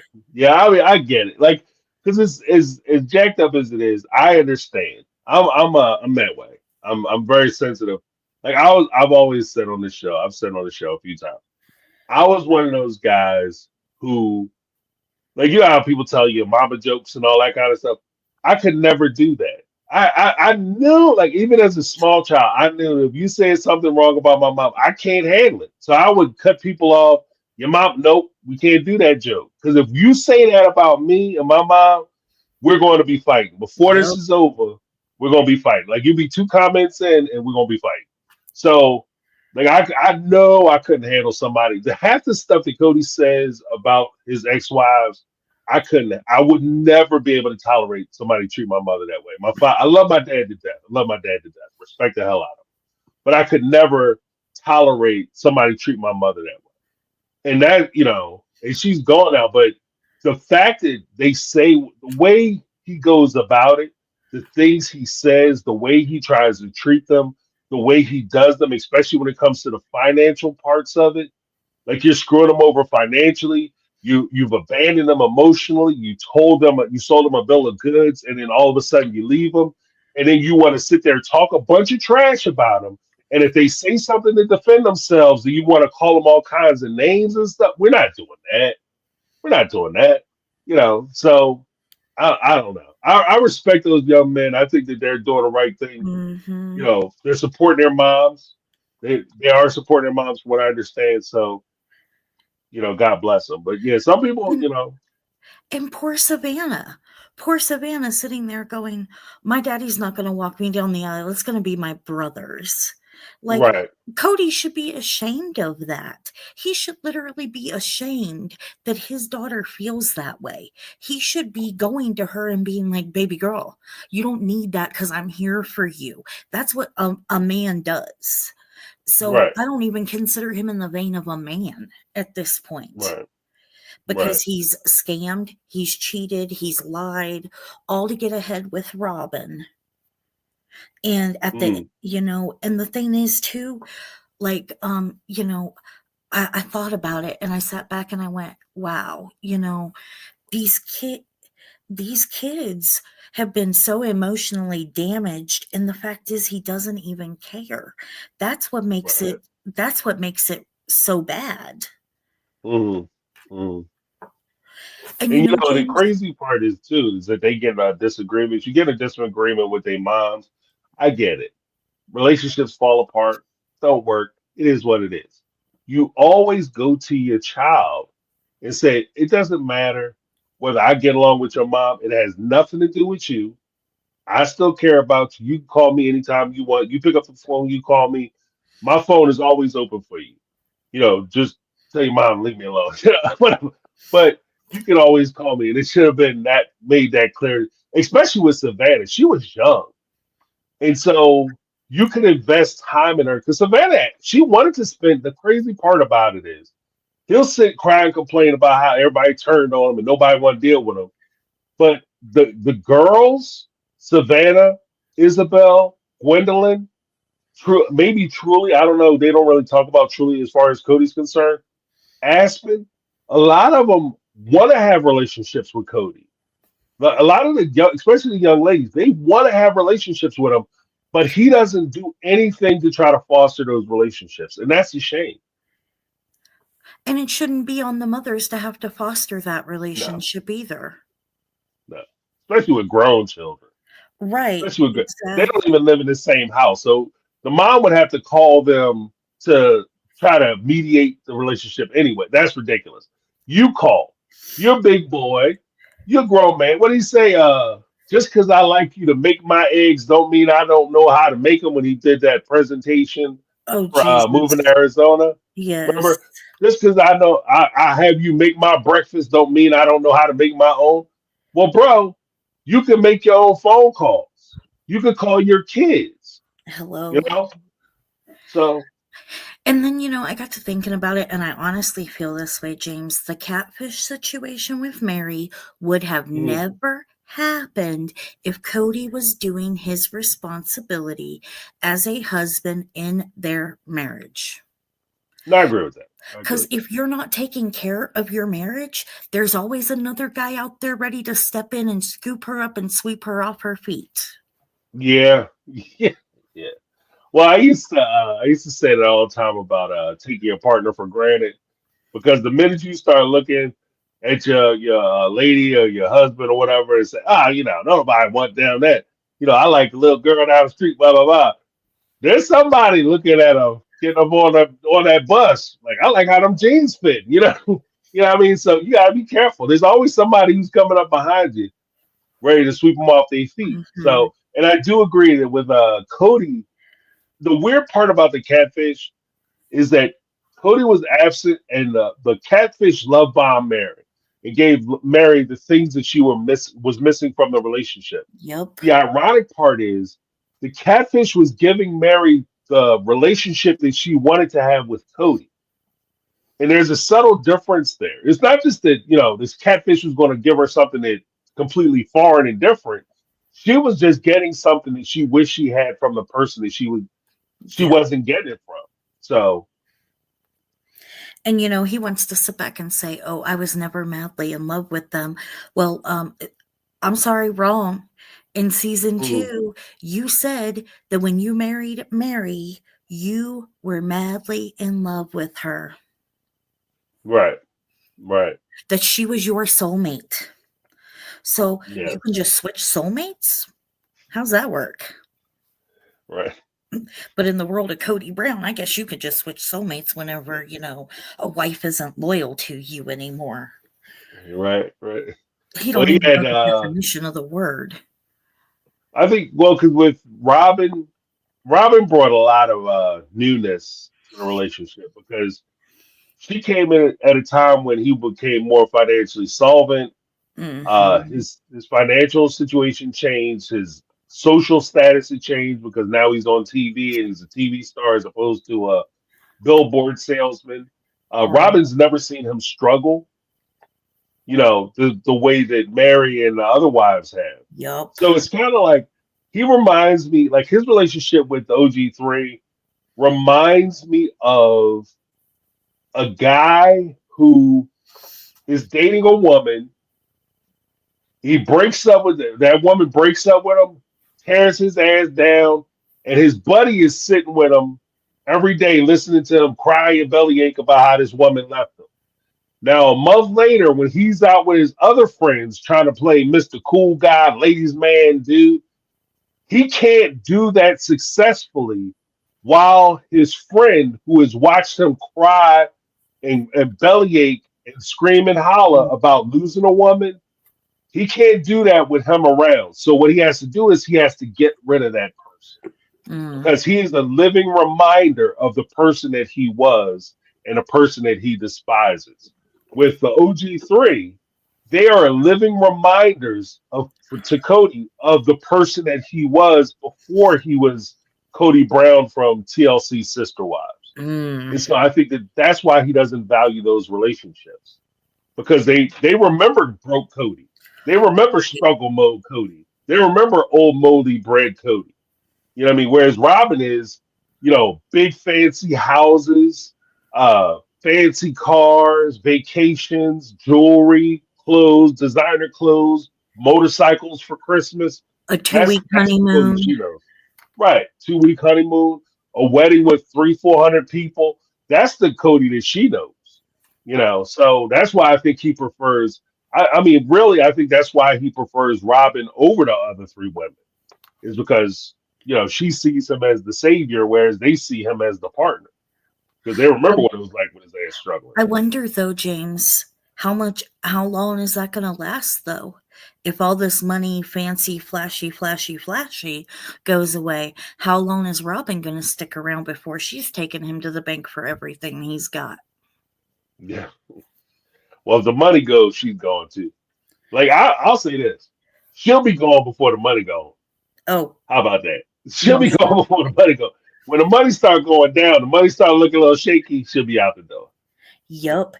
And then he's gonna be sitting, and I hate to say this, he's gonna be one of those people sitting on his deathbed that's bawling his eyes out, wondering whatever happened, and not even realizing that he was the cause of 90% of it.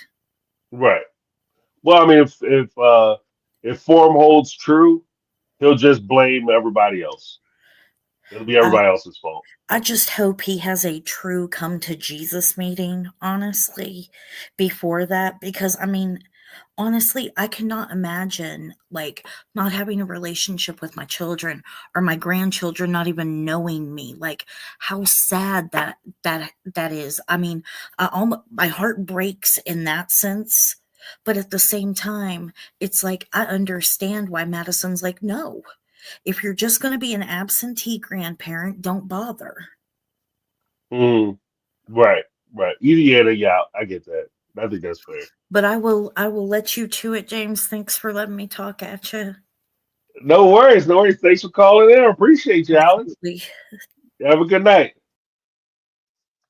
Awesomeness. We're just gonna take a couple more, and then I gotta hit these sheets. I gotta get at least a couple hours. Up and at 'em. All right. Next up, we got Carmel Cuties. Carmel Cuties, what's going on? Can you hear me? Yes, I can. Sorry. No, I feel like you got what I got. Yeah, it sucks. I hate being sick, but at this point, it is what it is. I think it's just that time of year. Yeah, I think you're right. I'm gonna keep it short. I think I'm gonna piggyback a little bit off of what Alex had said when it comes to Savannah. And I kind of laughed when Kody was crying about not being invited because his, FOMO, his fear of being left out. But it got me thinking about that Christmas when, he said in his confessional how he'll eventually get around to giving Savannah her gift, or, she wasn't even invited to the McMansion for Christmas. But here it is, you're crying and complaining that you're not invited to her graduation party. I wonder how Savannah felt that Christmas when she wasn't invited to come spend Christmas with you, Robin, and y'all kids. Right. I just feel like Kody and Robin are trifling because there's no way, as a bonus mom, a stepmom, whatever you want to call it, I'm going to idly sit by and allow my husband to dog out his children, minor children at that, because at the time she wasn't 18. Right. And I Right. feel like, I don't know if Robin does. I mean, the little scene in the snow was all for show. I don't feel like she's ever had that conversation or argument with him before about him not being around his kids or calling his kids or reaching out more. But we've all seen, the show and how Robin sits by and just allows him to do whatever it is he's going to do. And she acts like she's too meek and mild or too shy to say anything about what he does wrong. And I feel like she's complacent in that. And because of that, Mhm. she does get the bad rap. And you know what I mean? You can't force an adult to do anything. So I'll give her a little bit of credit for that. But Right. end of the day, like, I don't understand how Kody feels he would even remotely be invited when, like Janelle says, you don't even talk to anybody in that household other than maybe a call to Gabe every once in a blue moon just because you say you did it, and maybe McKelty. Right. Right. Well, you know what? It's crazy too because I agree with what you're saying as far as Robin's culpability in this Mm-hmm. because you always want to establish if you're the bonus mom and or you're the bonus father Mm-hmm. and you're with somebody like especially I'll say it this way. I'll say it this way. If I'm a bonus dad, like I'm meet a woman, she has children, and the the children's father wants to see the kids. I would be the strongest proponent in the world for her to let him see the children. Right. For no other reason. One, it's the right thing to do. I mean, that's the first reason why you should do it because it's the right thing to do. Kids need to know who their parents are. They need to be in contact with both parents because it just helps for a healthier child. Unless, of course, there's something fundamentally wrong with that other parent. Right. But from a selfish, just from a selfish, self-centered little tiny note, I would encourage it for no other reason than if I have a child with this person, I want them to have the environment where they understand that this is something that you should do. You should encourage my relationship, just like I'm encouraging this man's relationship. I want my relationship to be encouraged as well. I want Right. to create that type of pattern. I wouldn't sit there and try to hide and obfuscate kids away from this other man and take part in that. And then when I break up with you, all of a sudden I'm thinking I'm gonna see my kids. No, you know what I mean. So I want to create that environment. So with the flip of that, like you're saying with Robin, as a mom, especially as a mom who has kids from a broken home, you know the importance of having, according to what she said, when they were stripping that man of his rights, and Right. she wanted him to be involved with the kids, then you should be arguing with Kody that you know what it's like to sit there with your kids crying for their father and him not being around. So you can't stand to be with a man who would do that to his kids. Correct. And then, so that I 100% agree with that. I 100% agree with that. That's an excellent point. I feel like the kids get the bad rap in all this from Cody's end Mhm. Right, because if they don't agree with how he feels or what he's doing or what he says, then automatically they're public enemy number one. And don't get me wrong, as a parent, my kids, they can work my nerves every other day but right, Sunday sometimes. But right, I could never see myself like turning a blind eye or just, well, F them because they didn't agree with what I cooked for dinner on Saturday night. Like I could never see me as a parent doing that to my children, let alone on camera. Like the whole right. world is seeing that you're a shitty parent, pardon my French. And No, the no, it's fact fine. that like he's okay with it. That yeah, okay, he's probably got somebody to help him reinvent his reputation or whatnot, but it's not helping because Mhm. Cody's going to do one thing that's constant. He's always going to show up as himself. He's always going to run his mouth, and it's never going to look good or sound good. And sad to say, Mhm. same with Robin. I think we've all gotten to the point now where when she does her little slide as she's talking, we know she's lying. And so Right. her always being the perpetual victim, you know what I'm saying? It's not about you or him at this point. It's about the 13 other kids that he just thrown to the side that he didn't care about. And sad to say, like, look, when you would think after the tragedy that struck in their family with the loss of Garrison that he would have stepped up to the plate a hell of a lot better, and he hasn't. Right. You know what I Right. mean? The show hasn't gotten there yet, but for those of us that do follow the few family members that post a lot and are on other social media platforms, we see that Cody's still not around. I mean, hell, Christine is suing him for freaking child support. That screams volume to me because that says you damn sure ain't taking care of Truly. Right. Right. Well, it's sad because the reality of it is that when it comes to the ladies, like I guess I do have a feel about it. Like I'm not gonna play it down. Like I don't have a certain feel a certain kind of way with him abandoning the women the way he did. Mhm.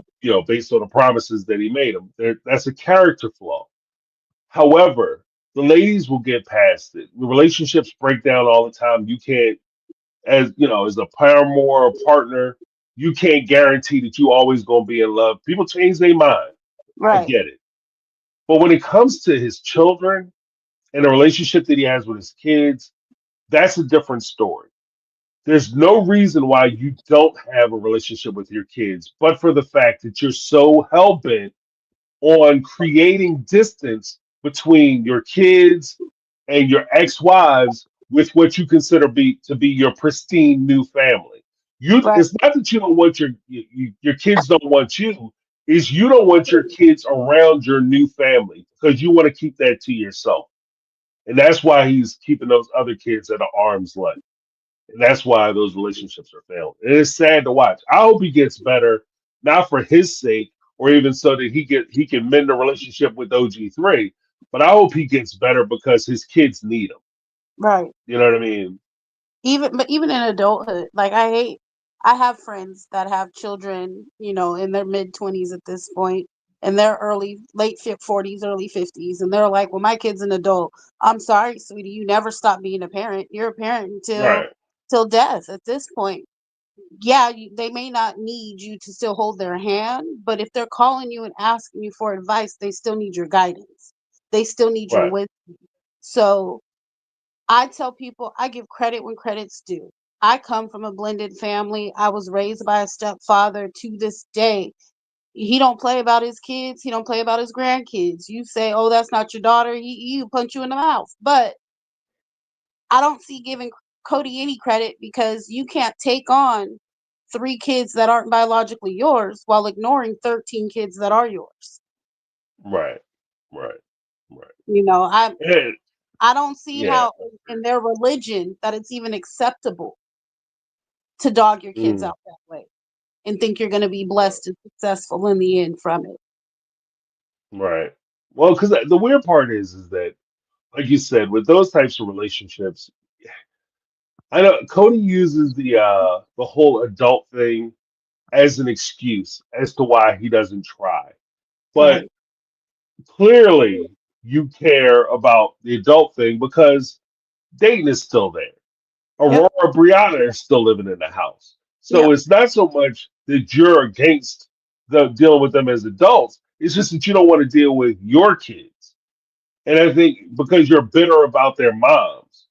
Right. And that speaks, you know, and I don't know. Like, I don't want to victim blame in this, but part of it is because he's been indoctrinated to be a man child for his entire adulthood because Hmm. he's had women who have supported him to the point where he doesn't have to take responsibility for anything that he does. And it's the nature of their relationships because they are triangulated against each other and because they are in competition for time, attention, and affection. That nobody can actually take a stand against them and call a spade and say, "Hey, you're wrong in something you do." Because if you do, he just won't come over to your house. Right. So you avoid those kind of confrontations. And because he spent 30 years avoiding those kind of confrontations. He never had to step up to actually be a man. He never had to take responsibility for his family. And because he never had to do that, now that he's in a situation where he can't control the relationships the way he wants to take his ball and go home. True. And that's where he doesn't understand. Like, you can't control, your kids are grown now. You can't just call them up and tell them to do what you want them to do and they're going to automatically do it, because they're adults and they have kids of their own. You have to build a relationship with them.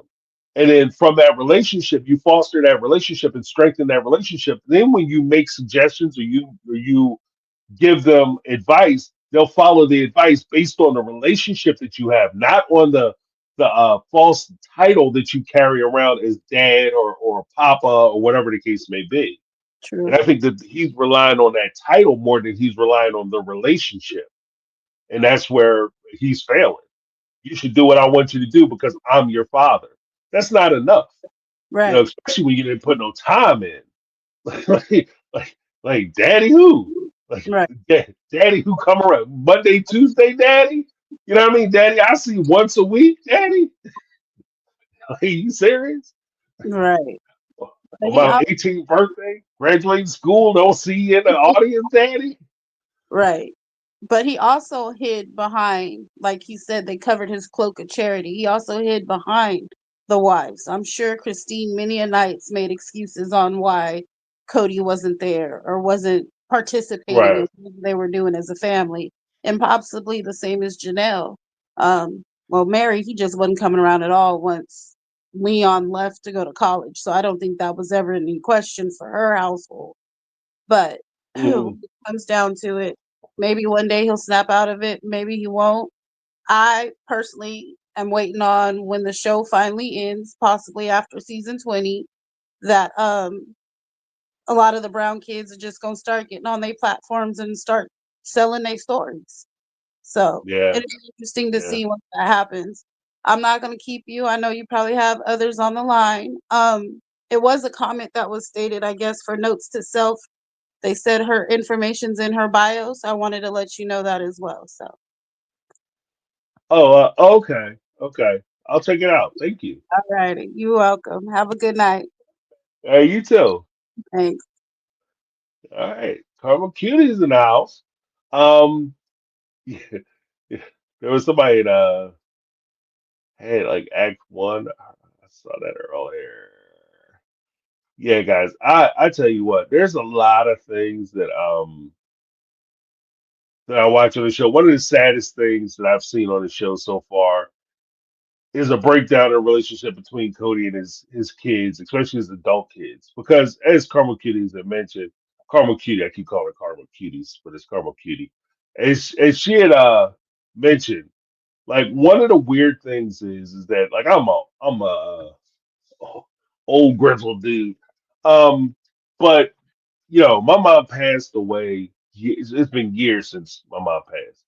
And I say this all the time. Like, there's not a day that goes by that I don't wish I could pick up the phone and call my mom and just have a conversation with her.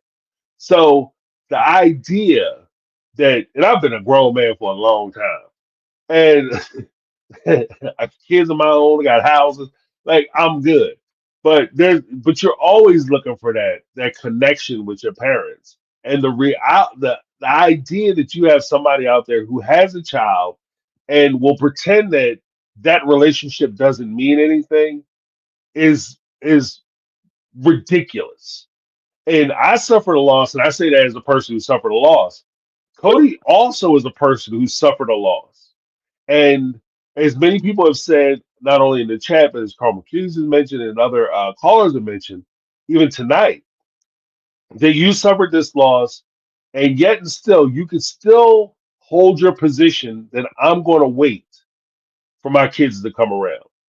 You discovered last year, or earlier this year, the fragility of human life, that, time waits for no one, and that there is no natural order of things, that people who you think will be around long after you're gone are may leave before their time their time right? And certainly leave you here wondering and waiting.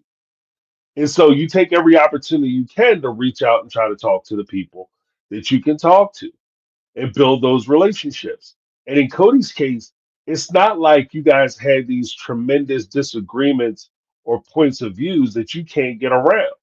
The only thing that these kids are asking you to do is recognize your culpability in what you did. That's all they're asking you to do. They're asking you to spend time with them the way you spend time with other people. That's all they're asking you to do. It's not that they're asking you for more than what you're giving to your current family, but they're asking you to get. They're not even asking. What's jacked up is they're not even asking for equal. They're just asking for some consideration, and that's not too much to ask. Last caller for tonight, Betty. I think she wanted to say good night. What's going on, Betty? How you doing? Oh, hey, sweetheart. I promise I'll keep it short because I know you don't feel well. But I meant to ask earlier, and I'm so sorry if I get on people's nerves, but Hmm? about the word safe that they constantly use gets on my last freaking nerves because I wonder I'm just a mommy. I'm just a mom. I'm Hmm. just a wife. I'm just a baby owner. But when I use the word safe with my children, it's that they can show and express any emotion, anger, hurt, depression, things that they need to be able to come to me. And that's what I consider safe. It seems like when they use the word safe, it's like they don't want to express any kind of emotion, which to me would be more dangerous. Because, which is maybe not, because I mean, like I'm going to share, and please, y'all don't tell nobody else in my community, because y'all are my community. Not my proudest or happiest moment. When my Hmm. daughter was 19, I called her daughter, her boyfriend, cheating on her, driving her car. And when I went to her apartment because he didn't know I was coming, I punched him dead in his face. But I Hmm. did go to jail for 3 days, so I wouldn't recommend it. Right, It's right, not it is not my proudest moment, nor my shining. And I never like it's not something I normally bring up because I was really ashamed. Luckily, it was a small town. I knew the jailer, so I still got my coffee, but I wouldn't recommend it. Mm-mm. right. Not happy at all. It was not a fun deal. Mm-mm. Them cops suck. And I hope Cody gets a chance to experience, because let me tell you, laying on a cot with a icky mattress sucks. You have a shower, no shower curtain. You're like, what the hell?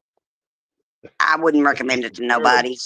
Now I would do it Right, again because it was my daughter, and I would certainly dead punch him, that motherfucker, in the face again. But I would not right, recommend it ever.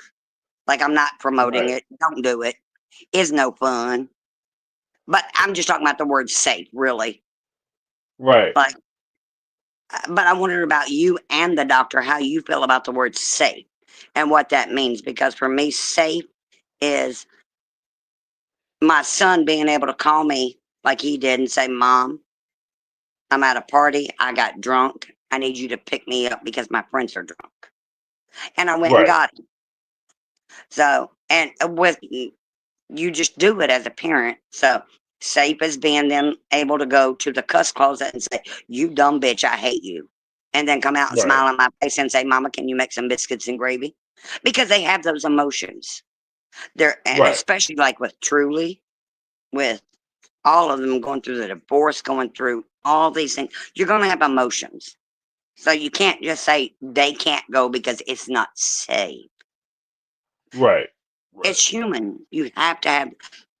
My mother died, and when I went outside to go to the local Walmart, and God knows I look like Wally World, I looked up on my mailbox, and they had put my mother's ashes on the mailbox. Literally on the Mm. mailbox that said human remains. I'm like, what the fuck? Oh, I'm sorry. I know you're trying not to cuss. I'm like, what the fudge? And that was Right, hard. And thankfully, I mean, I have my husband. So my husband and my best friend said, don't look. And they put her ashes in a box for me, which I still have. God rest her soul. mm. But I mean, like those emotions come up. And no, Right, my safe space was me being able to cry, scream, go out and just go out in the backyard and cry. And my husband held me when I was done. So I just wonder how they're safe, because you've got to know those children, all of them, including Robin's children, have got to have emotions they've got to be able to express. And safe to Right. me is you hug them. You let them get them out. And you say, okay, I'm never going anywhere. It's okay. Well, because I think the way they use the term safe, it's not really so much safe as much as they want to be protected. Because the whole idea of this person isn't safe for me, what it historically meant, or at least my understanding of it, what it's historically meant, was that you don't involve yourself or engage with necessarily toxic people, people who are creating environments to where it's demeaning or degrading towards you or is damaging towards you. That doesn't include situations where you may find disagreement. Those are two totally different things. Exactly. But I feel like they Like if use you it and take it. I'm sorry if I interrupt you. I did not mean to. I no apologize, sweetheart. no, it's But I fine. I just was feel just like, going to say that it was just the way it seems the way they use it on the show is that if it's somebody that they disagree with, then that person isn't safe. And oh, no, no. that's not healthy either. That's not healthy. You have to learn to be able to deal with conflicts. You have to be able to learn to deal with disagreements. Not everybody's going to disagree with you. And to be honest with you, you don't want to be around everybody who agrees with you 100% of the time, Oh, hell because no. that That's just, leads you into a that's kissing. situation that you can get hurt. Yeah, that's But, you know, I unsafe. mean, I'm sorry I interrupted you again. Good Lord. I'm so sorry, sweetheart. But No, you're what I'm, fine. like, I tell my kids, they're going to, and even people in your community may not like me and they may hate my guts. That's okay. Right. I'm a big girl. I got big shoulders, and come on with it. You can turn your back, but I'm trying to teach my children, and mine are in from 28 to 38, that you are going to run into people that don't like you. They just simply fucking don't like you, whether you've done Right. anything or not. And that's okay. You know, you're going to run into it in a work situation where you must remain professional. And believe it or not, I can actually be professional. I know I don't come across that way, but girl, I can be some southern charm if I have to. And I can curtsy. So, I mean, like, I've actually been in rooms with the president of the company, and I can maintain my decorum and watch my language. And I can even speak proper and carry on. But at home, my personality is completely different, girl. Like, Right. I mean, I Right. just want you, when you walk in my door, I want you to be able to kick off your shoes and just be you. I will accept you for Mhm. whoever the hell you are. Like, and I just want people to do the same for me, Right. you know. Right. But I don't feel Well, like Cody and Robin do that. It's like they want to because put their kids in a bubble. I'm sorry, I interrupt you right. again. You shut the hell up. Well, because I'm I like, think that it's honey, you just gotta ring me in by the horn and say, "Bitch, shut up." It's no, okay. yes, ma'am. Well, It's I'll okay. just say this. I think that the way that they like I said, the way they construct the word safe, it's like because they all do it, and it's a cute pop psychology phrase or term, but the way that that's used to try to generally protect yourself against people who may be harmful to you. But again, like the way adversity, controversy, being able to sit there like that whole thing that we talked about tonight with Coyote Pass, that's an example. Um, with the division of the property and everybody puts in an equal amount of money, but we all have different cuts of land and it's worth different amounts and it's all spread all over the place and there's no consistency as to how the land, that would be a conversation that we need to have. Yeah. And whether I feel safe or comfortable with that conversation, that's a conversation that we would have to have. And by you protecting yourself against these hard conversations or developing a habit to where you can't have these difficult conversations, you aren't doing yourself any favors. You aren't making yourself stronger by staying hidden. Sometimes iron was the old phrase, iron sharpens iron. Yep. Sometimes, if you want to get stronger, if you want to, they say iron sharpens iron, but I always had a thing that I added on to say that iron can only sharpen iron if you put a little heat to it. So you have to put that metal in the fire, and through that fire, you develop that strength. You have an opportunity to strengthen that iron. But if you don't ever put it in heat, you don't ever put it to the test. You don't ever test your, like, even here, like on this forum, I try to keep it open where people can come in, write in, and say what they have to say, give their perspective or their point of view, their take, and their Oh position, yeah, whether we it all agrees with love me you, or baby. not. Yeah, whether you agree with me or not, I don't care. But I want people to be able to have a place where they can voice their opinion. You can disagree with me. You can say I'm full of shit. I don't care. But it's just a place where you can come in and give your opinion. And if I don't have that and I just say whatever I want, however I want, and nobody ever challenges it, then that doesn't make me better. It does nothing for the conversation.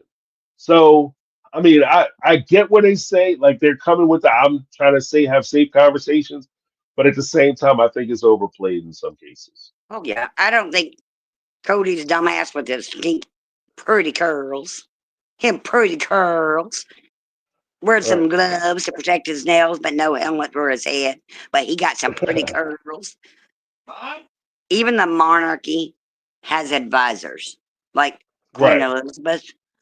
I mean, like we don't have a monarchy here, but simply saying, even in the day, they had advisors to keep them on Right. the straight and narrow because ultimately they answer. And Cody needs to ultimately answer to his family.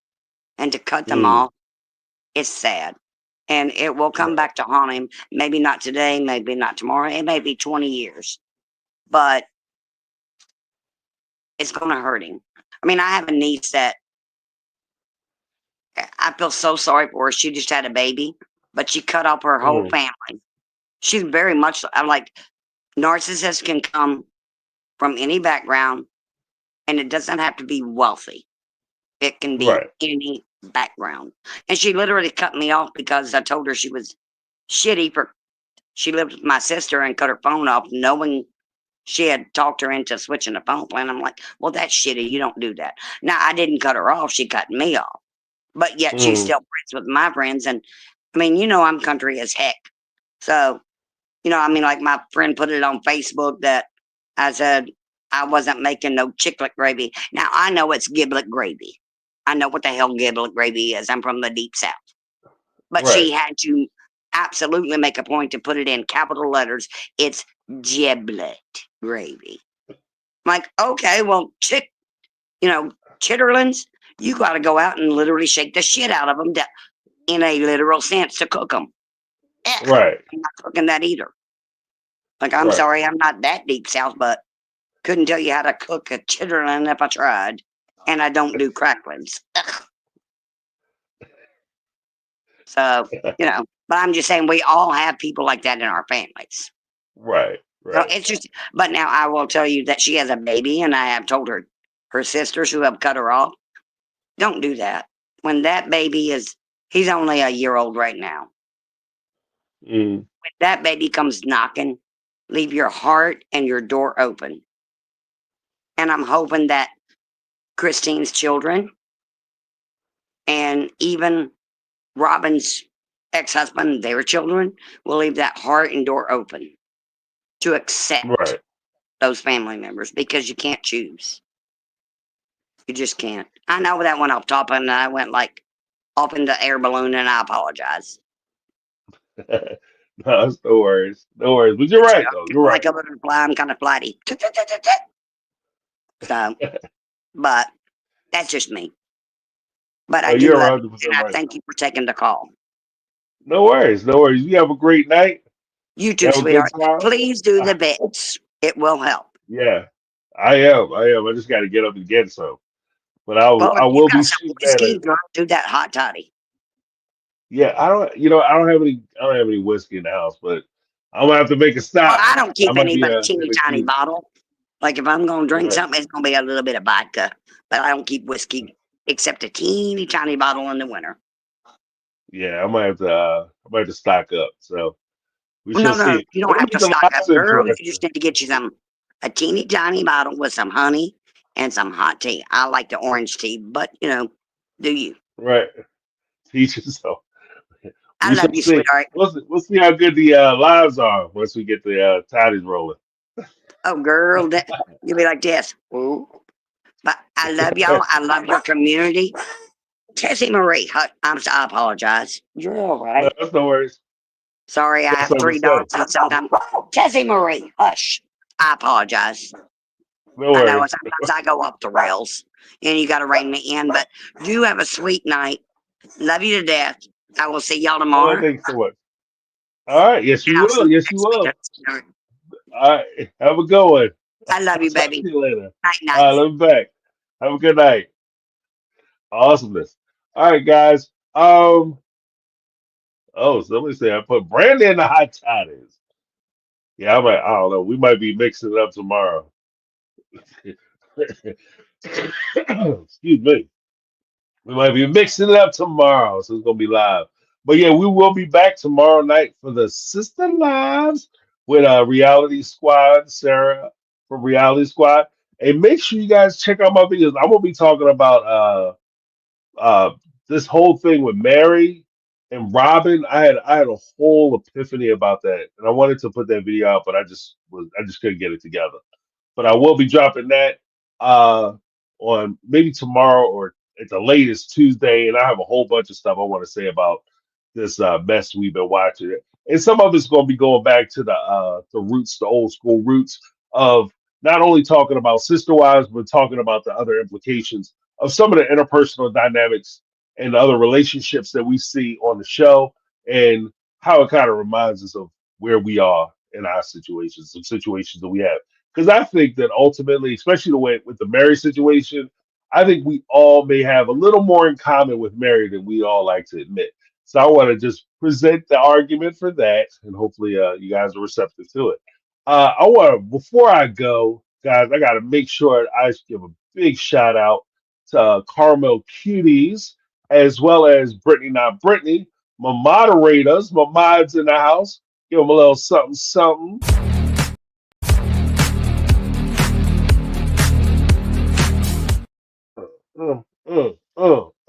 Thank you guys so much. Appreciate you guys. Also, let's give a little something, something to the everybody in the chat for keeping it super chill in the chat, as well as all the callers that called in tonight did a fantastic job keeping me on my toes, keeping me up, keeping me excited, rejuvenated, and engaged on my shickly charms. So I want to give them a little something, something. You guys did an awesome job tonight.